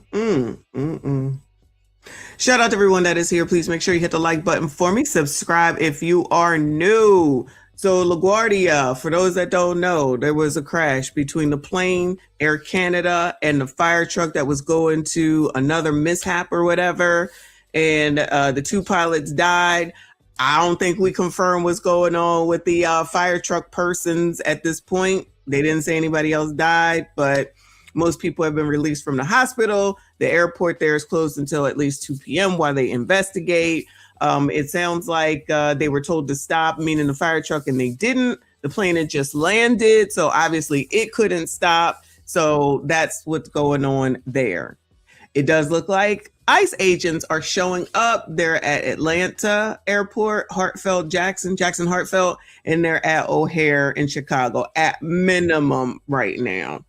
O'Hare is an international airport. Okay. All right. Let's see what Philly got to say. Philadelphia International Airport is one of the airports across the country dealing with staffing issues as TSA employees work without pay during the partial government shutdown. The Trump administration now plans to deploy ICE agents to airports to ease the understaffing due to TSA sickouts and dropouts. Action News reporter Brianna Gallagher live at PHL this morning with a look at what's happening there. We've seen those long lines behind you, Brianna, all morning long, but how's it looking now? Good morning, Matt and Aliana. Lines are actually growing since the last time that we checked in with you. And as you mentioned, if you are catching a flight, you might be seeing some ICE agents at your airport. However, so far this morning here at Terminal A East at PHL, we are not seeing that. Compared to the last time we checked in with you, though, lines are continuing to grow, whether it's general TSA or TSA pre-check. But we talked to a lot of folks. They said they were not risking missing their flights. They got here early amid the issues following the Child, you better. You end up like me. You know I'm supposed to be on the beach right now, yeah. Shut down. Now, sources tell ABC News that hundreds of ICE agents will be deployed at 14 different airports. More than 400 TSA officers have quit and hundreds are calling out. On Saturday alone, there were over 3,000 callouts. PHL was ranked in the middle of those callout rates with 21.5% of workers calling out. Travelers say they aren't taking any risks and are planning accordingly. I think it's a great idea. I think the political world's a little crazy right now, this stuff shouldn't be going on. But I pity the workers that are working here because they literally are putting up with a lot of stuff along the way. But I think the more manpower you do, the better it's going to be. It just gives you a different feel, not an American feel, honestly. And we travel a lot internationally. So I just hope that it really doesn't disrupt people's lives. But yeah, I wasn't sure if there'd be ICE agents here or not. But they're not. I don't see any. So. The government needs to reopen and pay these people. That's my thought. It's a little frustrating. I think that our officials need to get their act together. Obviously everyone here is pretty frustrated. This should not be the way that Americans should live. I agree. Get your acts together for sure. All of them. Ain't one nor the other. All of them. Back out here live, lines are continuing to grow. 1 to 3 minutes still for pre-check, just about 30 for general. But again, those lines are increasing. However, those wait times don't appear to be going up. And come Friday, if things are not resolved, it'll be 3 weeks without a paycheck for TSA employees. We're live here at PA. So like they just said, their ICE agents are going to 14 airports. It looks like Philly is one of them. This morning, travel chaos during the busy spring break travel rush as TSA workers call out of work in record numbers, triggering hours-long lines. We got here 5 hours early. Fingers crossed we make it. Yeah. Exactly. A record 3,000. Exactly. There is no rhyme or reason over in Philly right now. Oh, it's only taking 1 or 2 minutes and 30 minutes. The Saturday morning, that's not what it was. That's not what it was. You would think it would be worse on a Monday, though. I have to be honest. I figured it would have been worse on a Monday because people be going for work. People go out on Monday mornings for business trips and everything. And there is no just cancel your flight. Like, why would you cancel your flight? You've paid for it. You've planned for it. Or you got to work. No, that's not the answer. The answer is these jackasses to get the shit together and figure it the hell out and freaking come to a resolution. That's the damn answer. Instead, cause more chaos. Sending ICE agents is just going to cause chaos. I don't care what none of y'all say. It's going to be an issue, especially if the girl is right where she said that they're not going to be in uniform. So somebody come up and start talking to you or saying some shit to you. Now, all of a sudden, it's going to turn into some bullshit, allegedly. 250 agents, more than 11.5% of the TSA workforce, calling out nationwide on Saturday. And TSA says places like Houston, New Orleans, Atlanta, and New York's JFK all had call-out rates between about 30 and 40%. The president now ordering ICE agents into airports across the country to help the TSA. Sources tell ABC News these additional federal officers are being deployed to 14 airports where they're expected to help with crowd control and manage security lines. But there are roles we can play to release. Come on. TSA officers from the non-significant roles, such as guarding an exit, so they can get back to the scanning machine to move people quicker. It comes as the partial government shutdown stretches on. Lawmakers have been at a standstill over how to fund the Department of Homeland Security, but there is some possible movement. Democrats demanding immigration enforcement reforms said Sunday that some Senate Republicans now side with them to fund TSA separately from the rest of Homeland Security, so TSA agents can get paid. But they're blasting the idea of having ICE agents in airports. The last thing that the American people need are for untrained ICE agents. Do you know how much I hate hearing any of them say the American people? Because, child, did any of them talk to y'all? I'm serious as a heart attack. Did any of them talk to any of you all, since they always speaking for the American people?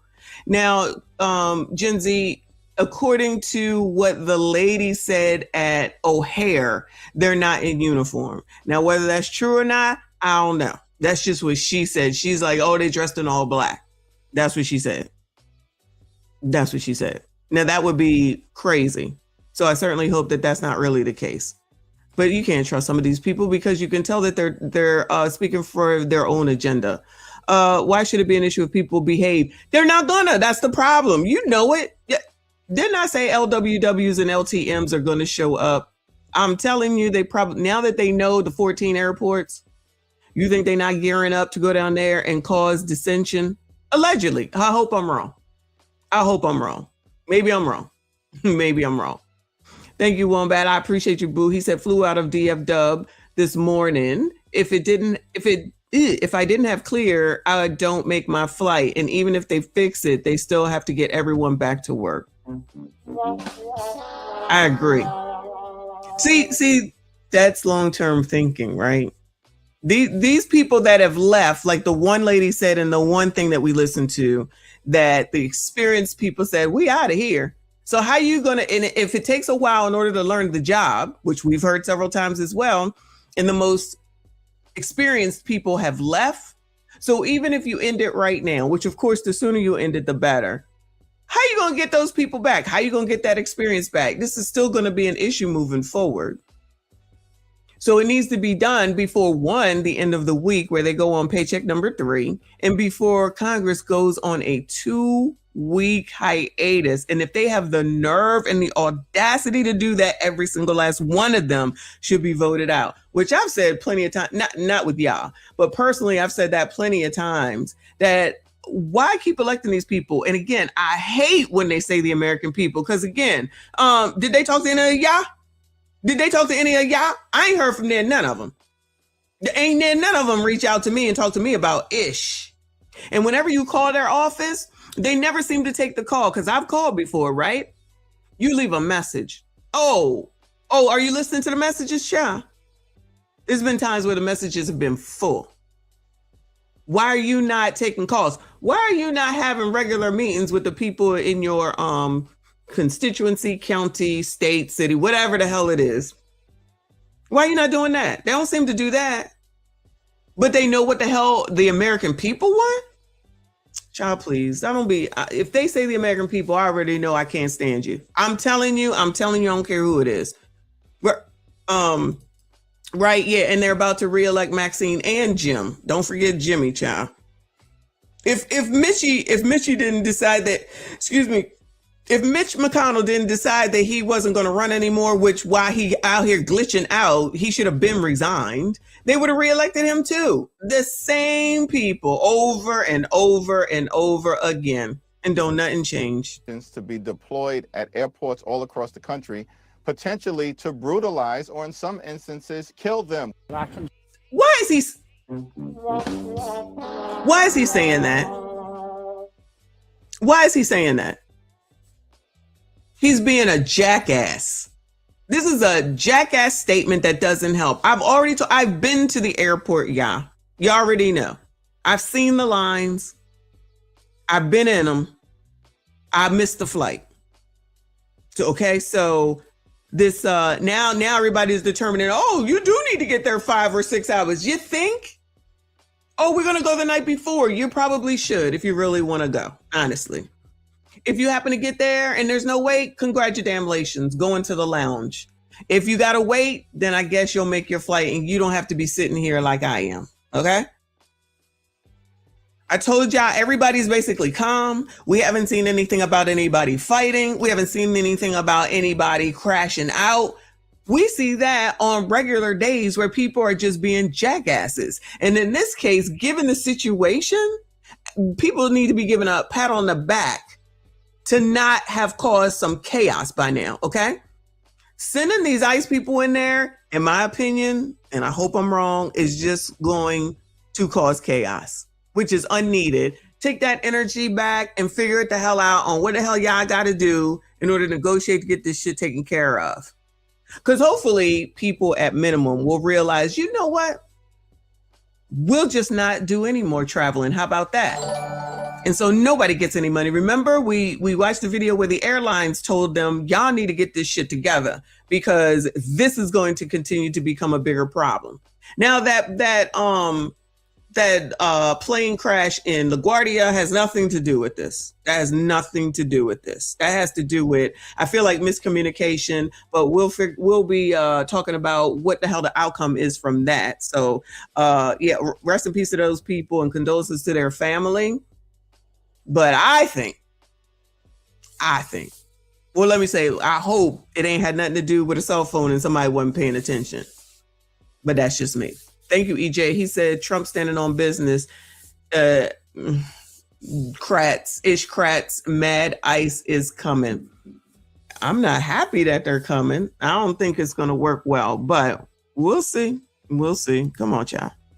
But they're blasting the idea of having ICE agents in airports. The last thing that the American people need are for untrained ICE agents to be deployed at airports all across the country, potentially to brutalize or in some instances kill them. I can see. Look at the way his enunciation changed, and he got all. That's not, child. This is not helping. He's being a jackass by doing and saying this, trying to get people all riled up.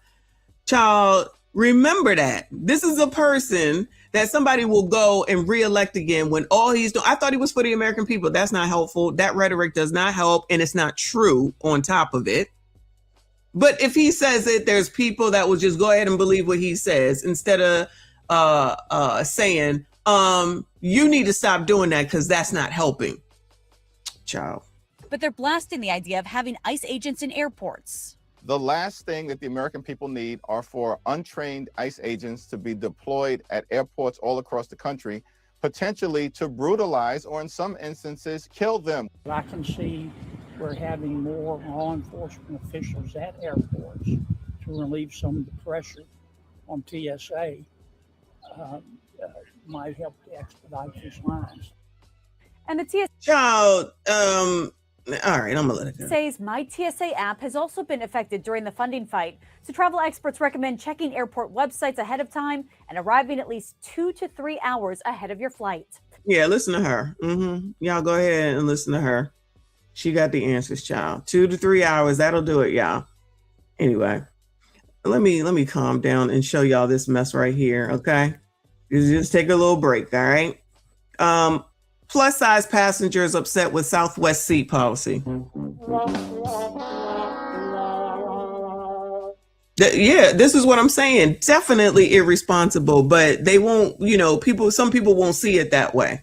Some people won't see it that way. So don't say American people in one sentence and you know what they want and then you spit some mess like that. You're not any better than the people that you complain about by making statements like that. You are exacerbating a situation that's already stressful and got issues instead of doing something that's helpful. Like at least saying until Trump comes to the table or whoever Republicans come to the table, not Trump, until Republicans come to the table, we're at a stalemate. No. Let's just start saying what ICE is allegedly going to do. Ignoring the fact that those people that aren't here anymore put themselves in those situations. But anyway, let's see what's going on in Southwest. Shout out to Southwest. I can't stand that airline, but some people like it. They changed their policy where you can't sit wherever you want or something like that. I really don't take Southwest. I take Frontier and American Airlines. But we'll see. Oh, yeah, and I got my Go Wild Pass. So they definitely need to get this together so I can get the hell on up out of here. Southwest has a new seat policy, and some passengers are not too happy about it. Yeah, there's turbulence over at Southwest, and I hadn't seen this one coming, but apparently neither did a lot of other people as well. Now, when it comes to plus-size passengers, but Southwest always drew raves from these folks because of its sensitive treatment of people in that situation. But these days, apparently, Southwest is being flooded on social media with complaints about how it is treating some of its larger, heavy-set passengers, including accusations of outright fat shaming. Southwest policies regarding heavy...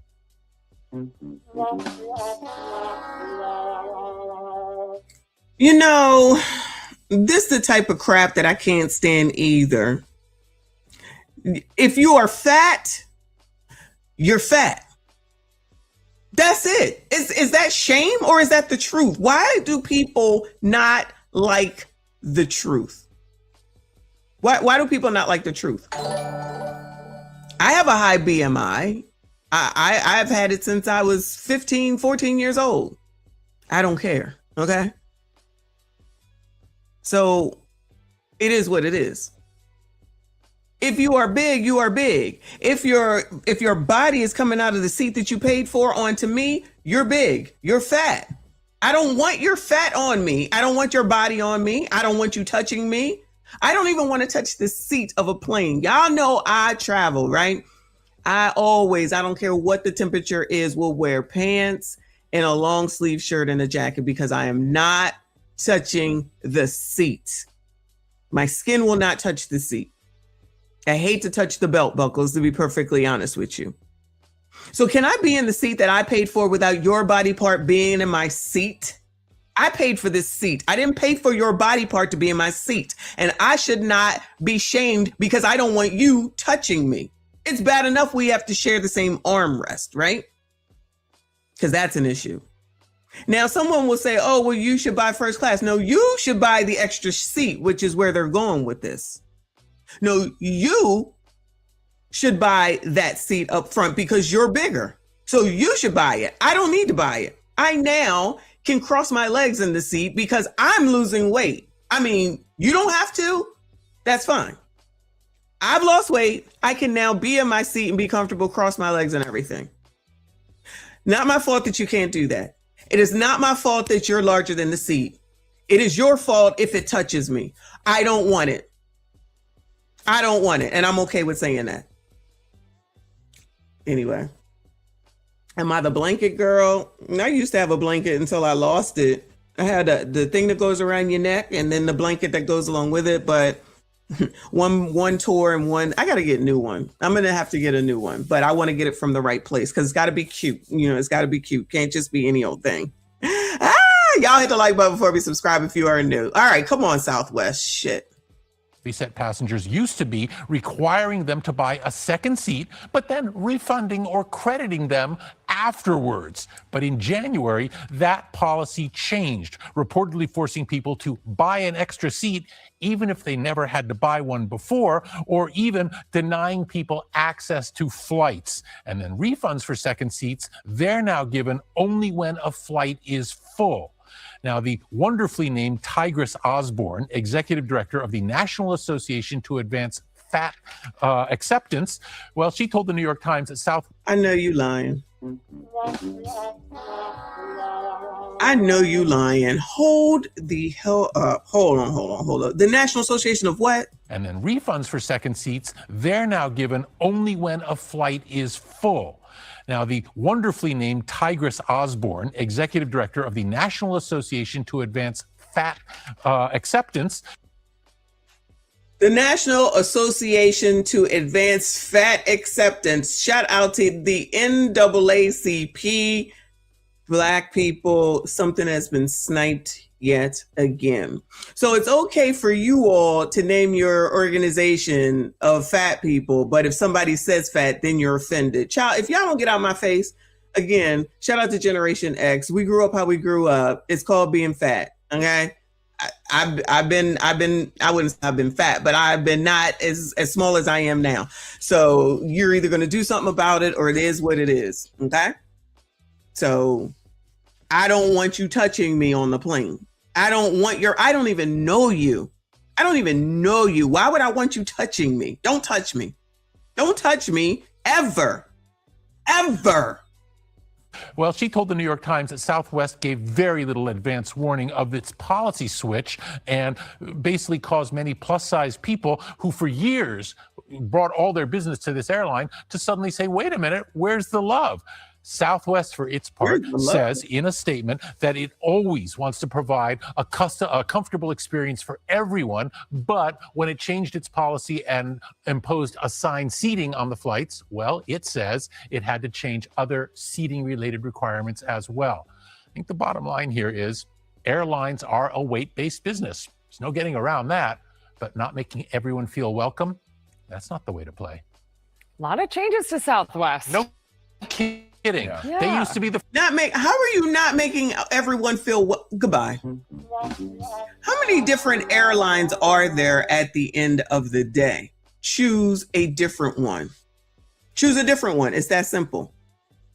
It's not everybody's responsibility to change for you. You change for it. I don't expect to go into a restaurant and them change for me. I'm going to comply in order to go into said restaurant. No, these people always think that everybody has to change for them. No, change the airline, buy the second seat. Don't touch me. Don't touch me. Don't touch me. I don't want you touching me. I don't want your body on me, especially if I don't know you. If you take a kid, do you have to pay for another seat for them? I believe it's infant I don't know if this is still true. Y'all let me know. I'm not sure because I don't have to take babies. But I think at one point you could hold the baby, but anybody over like I think at least a year, you have to buy another seat for them. You have to buy another seat for the kid. So technically, I guess you could hold your kid on your lap. They don't want you to do that. You can't do that. So there you go.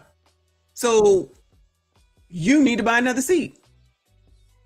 A whole ass little skinny ass child has to have a whole seat, and you got a seat and you're spilling out of it. And we're supposed to have sympathy for that? No, don't touch me. Thank you, EJ. He said it's called getting a gym membership to lose weight.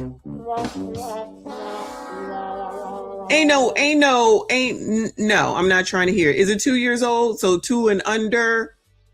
Okay, so 2 years and younger usually sit in the lap. Older pay for a seatbelt. There you go, for a seat. Okay, that makes sense. When I take my granddaughter later in the year, she can't sit on my lap. Now, mind you, she's 11, and she's skinny as a rail. She's gonna be swimming in that seat, but that's fine. I got to do it. You got to do it. That's it. That's it. This is a stupid conversation. And then now you got the National Association of the Advancement of Fat People. And y'all serious about this? Child. Friendly airline. And now look. Well, people are averse to change, but it seems like there could be a simple solution here. I know that they had to make room for extra legroom seats and things like that, premium seats, but this seems like an easy fix. You would think, although size matters when it comes to airlines, and especially when it comes to the coach class, obviously the trend for many years has been shrinkage. And so when you've got a population that's getting larger, you've got a clear problem on your hands. No, the population who's getting larger has a problem on their hands. There is a solution. You know what the solution is? Get the bigger seat. The bigger seat in the front is usually more money. Oh, no. You have a larger seat. I don't know if you would consider it first class, depending on which airline that you're on. It's much bigger, lots of room. Buy that seat and it's not an issue. So in other words, you're being cheap and then you want to shame somebody else for what you actually are. And you think that we're supposed to accept you touching us? Don't touch me. Don't touch me. Obviously, airlines have a duty to treat everyone with respect and sensitivity. But in a situation like this, you don't want to get into a situation where people are saying fat shaming. And that's where Southwest seems to find its. No, see, that's the rub right there. Just like when everyone says racism. So now they want to say fat shaming. It's not a shame. You're fat. You're fat. I'm not.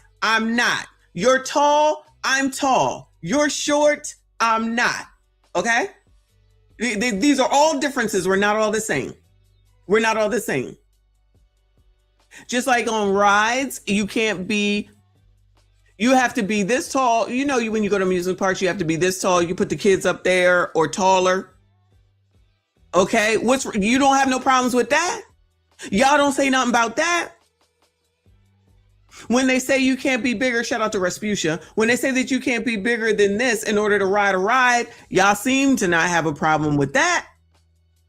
Y'all seem to not have a problem with that. Now, all of a sudden, everybody is supposed to act like we don't see you. Child, I see you. Don't touch me. It's a problem. Don't touch me. Get the bigger damn seat. You are a bigger person. Get the bigger seat. That's not shaming. That's reality. I know a lot of people like to not live in reality, but the reality is these people are being nice because they're the news and they're full of ish most of the time. So they want to say Southwest has to be careful. No, they don't. They said what they said. they said what they said, and I agree. Buy the seat. Buy the extra seats, or don't go, or get a new airline. Go on a different airline.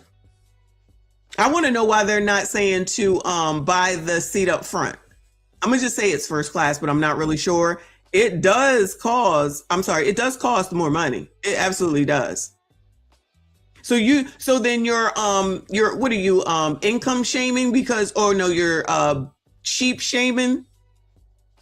I don't know what the word would be. So you don't want to spend the money. You're cheap. You're just cheap. So you don't want to be comfortable in the seat. You want to stuff your ass in the seat, spill out onto the rest of us, and then act like we're supposed to accept that when you can just buy the larger seat or buy the seat next to you. Honestly, by the time you buy the two seats together, you could have just bought the first class seat and it probably would have been cheaper. Honestly,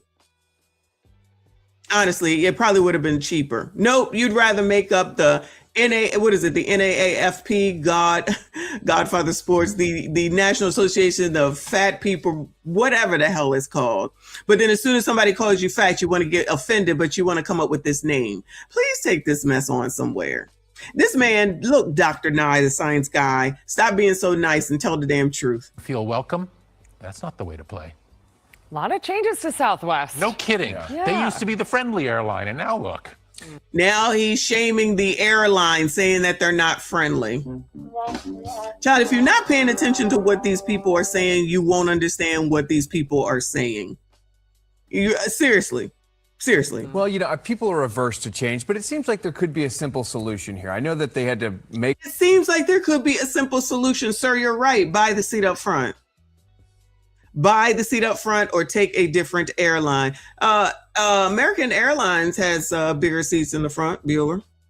Honestly, Frontier has bigger seats in the front.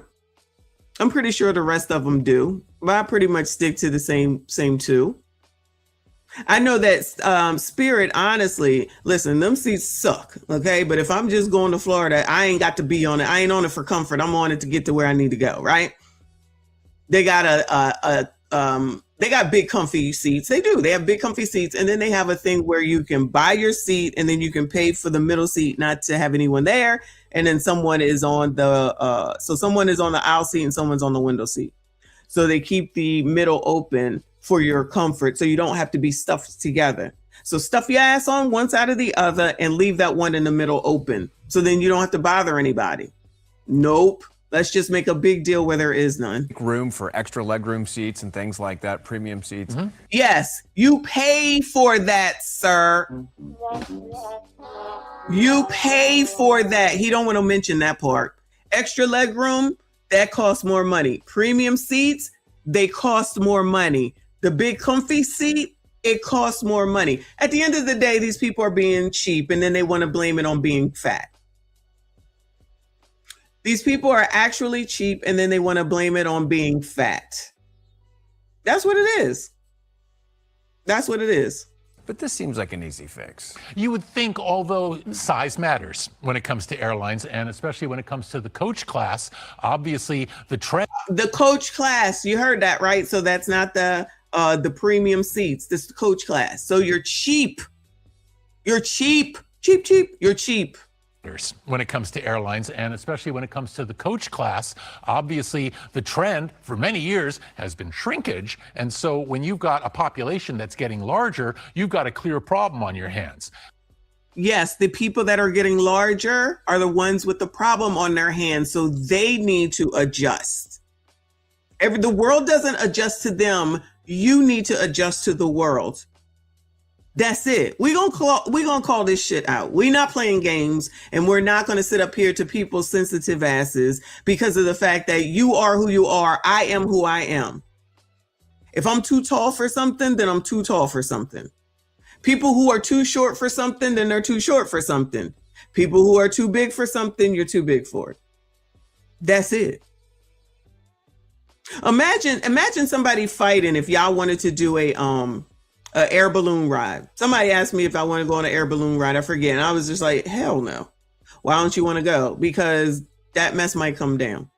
Well, it's safe. I don't care. I don't want to do it. I'm not doing stuff like that. You should have caught me when I was 20 some odd years old. I'm not doing it. Now imagine one of these National Advancement of the Association for Fat Persons comes through and say, I should be able to get on here. Ma'am, this balloon is going up in the air. There's a weight limit. That's fat discrimination. I have been shamed for being tall. I absolutely have. When you're a tall girl, female woman, when you're in school and you're taller than all the boys, you get made fun of. You absolutely get made fun of. But what am I gonna do? Cry about it? All right, maybe I cried when I was home, but not in front of none of them. And guess what? At the end of the day, it all worked out. I'll just find people who are taller than me, right? There you go.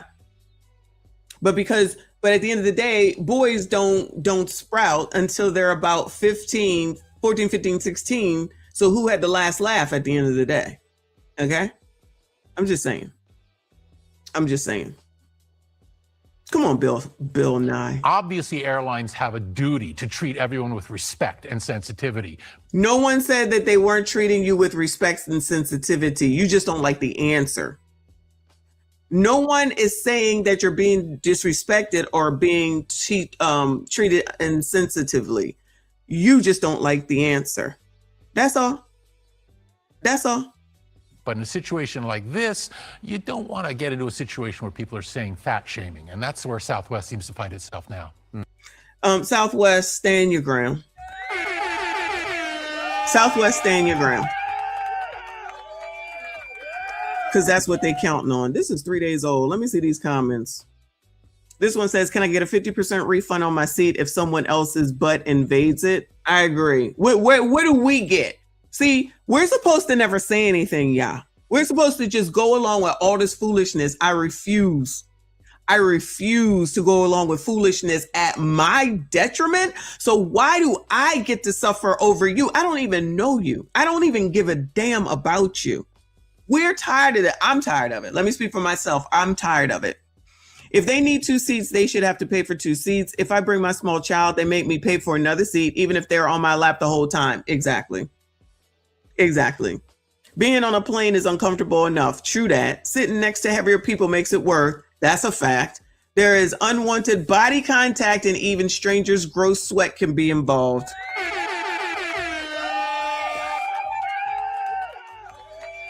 And you know what also pisses me off? I need to calm down. Is when you choose the middle seat, you know damn well if at least you're going to be there, you shouldn't be choosing the middle seat. At least choose the end so that when that cart goes by, it's going to hit you every single time. That's why I don't sit on the end. I don't sit on the end because that cart will come by and they don't care and it will knock your daggone elbow, okay? I sit by the window. I will pay every single time to get the seat that I want as opposed to the seat that they want to assign me. These people don't want to pay. They're cheap. That's the bottom line. My airplane tickets are always much higher than others because I'm paying for my seat every single time. Every single time. You're not putting me in the middle. You're not putting me in the middle. This one says I have to pay extra if I'm over by a pound on my luggage, but they can weigh 3 times more than me and that's okay.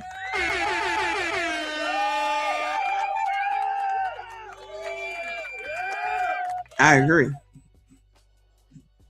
What the F? Why are we hearing about this again now? We first began to hear about this issue many years ago, more than 20 years ago. And back then the issue was resolved. If you take up a second seat, you must pay for a second seat. The problem is that if they don't do it in advance, then just get on the plane. They're not making them either get up or go to some place where they can purchase the second seat. I would make them get off the plane, but then they're going to try to say that that's fat shaming. No, it's you didn't follow the rules.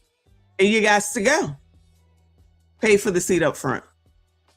When you're used to special treatment, equal treatment seems like discrimination.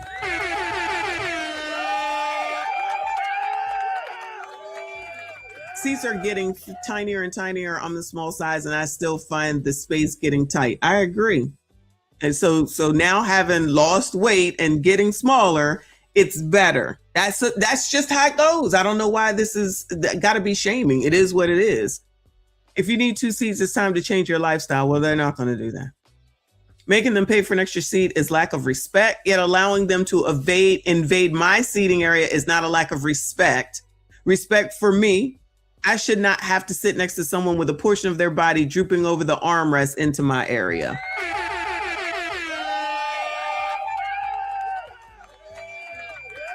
Child, stop it. Stop it. Stop it. I didn't even think about that. Or God knows if they fart. I'm just saying, child. I'm just saying. Anybody, of course, but I'm just saying.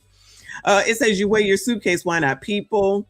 If you take up the space of two humans, pay for two spaces. You're totally ignoring that poor soul that has to sit next to the plus size passenger. By requiring the purchase of two seats, it prevents another passenger from unknowingly purchasing a seat next to them.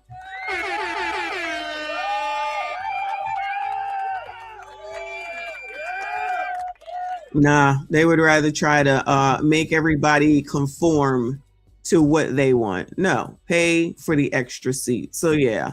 So that's what's going on. But I don't like Southwest anyway. I don't like it at all. I go with my dad, where I used to go with my dad, but I don't do it anymore. Let me see if there's anything updated, because we've been here for 2 hours now. We basically have the gist of it. Here's a live shot though of what, how are they going to open this back up with this plane on the tarmac like this? You know what I'm saying? Wouldn't you think they would have to remove it? Or I guess they could just do the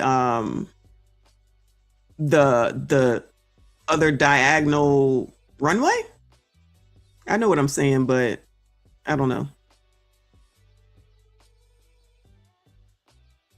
Because I'm sure this investigate, what time is it? It is, it's almost 10 o'clock. So they have 4 hours to get this thing off of the tarmac. Coffee shop said it's not hard to remove. Don't they have to, they got to do the investigation first though, you know what I mean? So I'm assuming that would take a moment. And wouldn't they need to leave it in place in order to do the actual investigation? I'm just asking questions. I'm not sure. And I know that somebody was talking about the black box. So now you gotta, I guess, get the black box. I guess you don't have to wait. The black box is in the plane. Is the black box in the plane, y'all? I'm not sure. Oh my goodness gracious. There's a lot going on, y'all. It's a lot going on. Welcome to Monday. Happy Monday, y'all. Okay, so the black box is on the plane. All right. And hopefully they found it.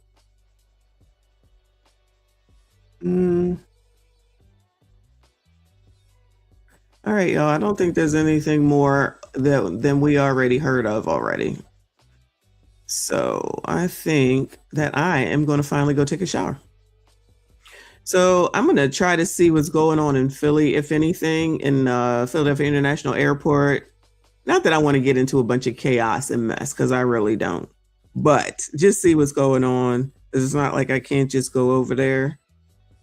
But what's going on right now is the airport is shut down at LaGuardia until 2 p.m. allegedly.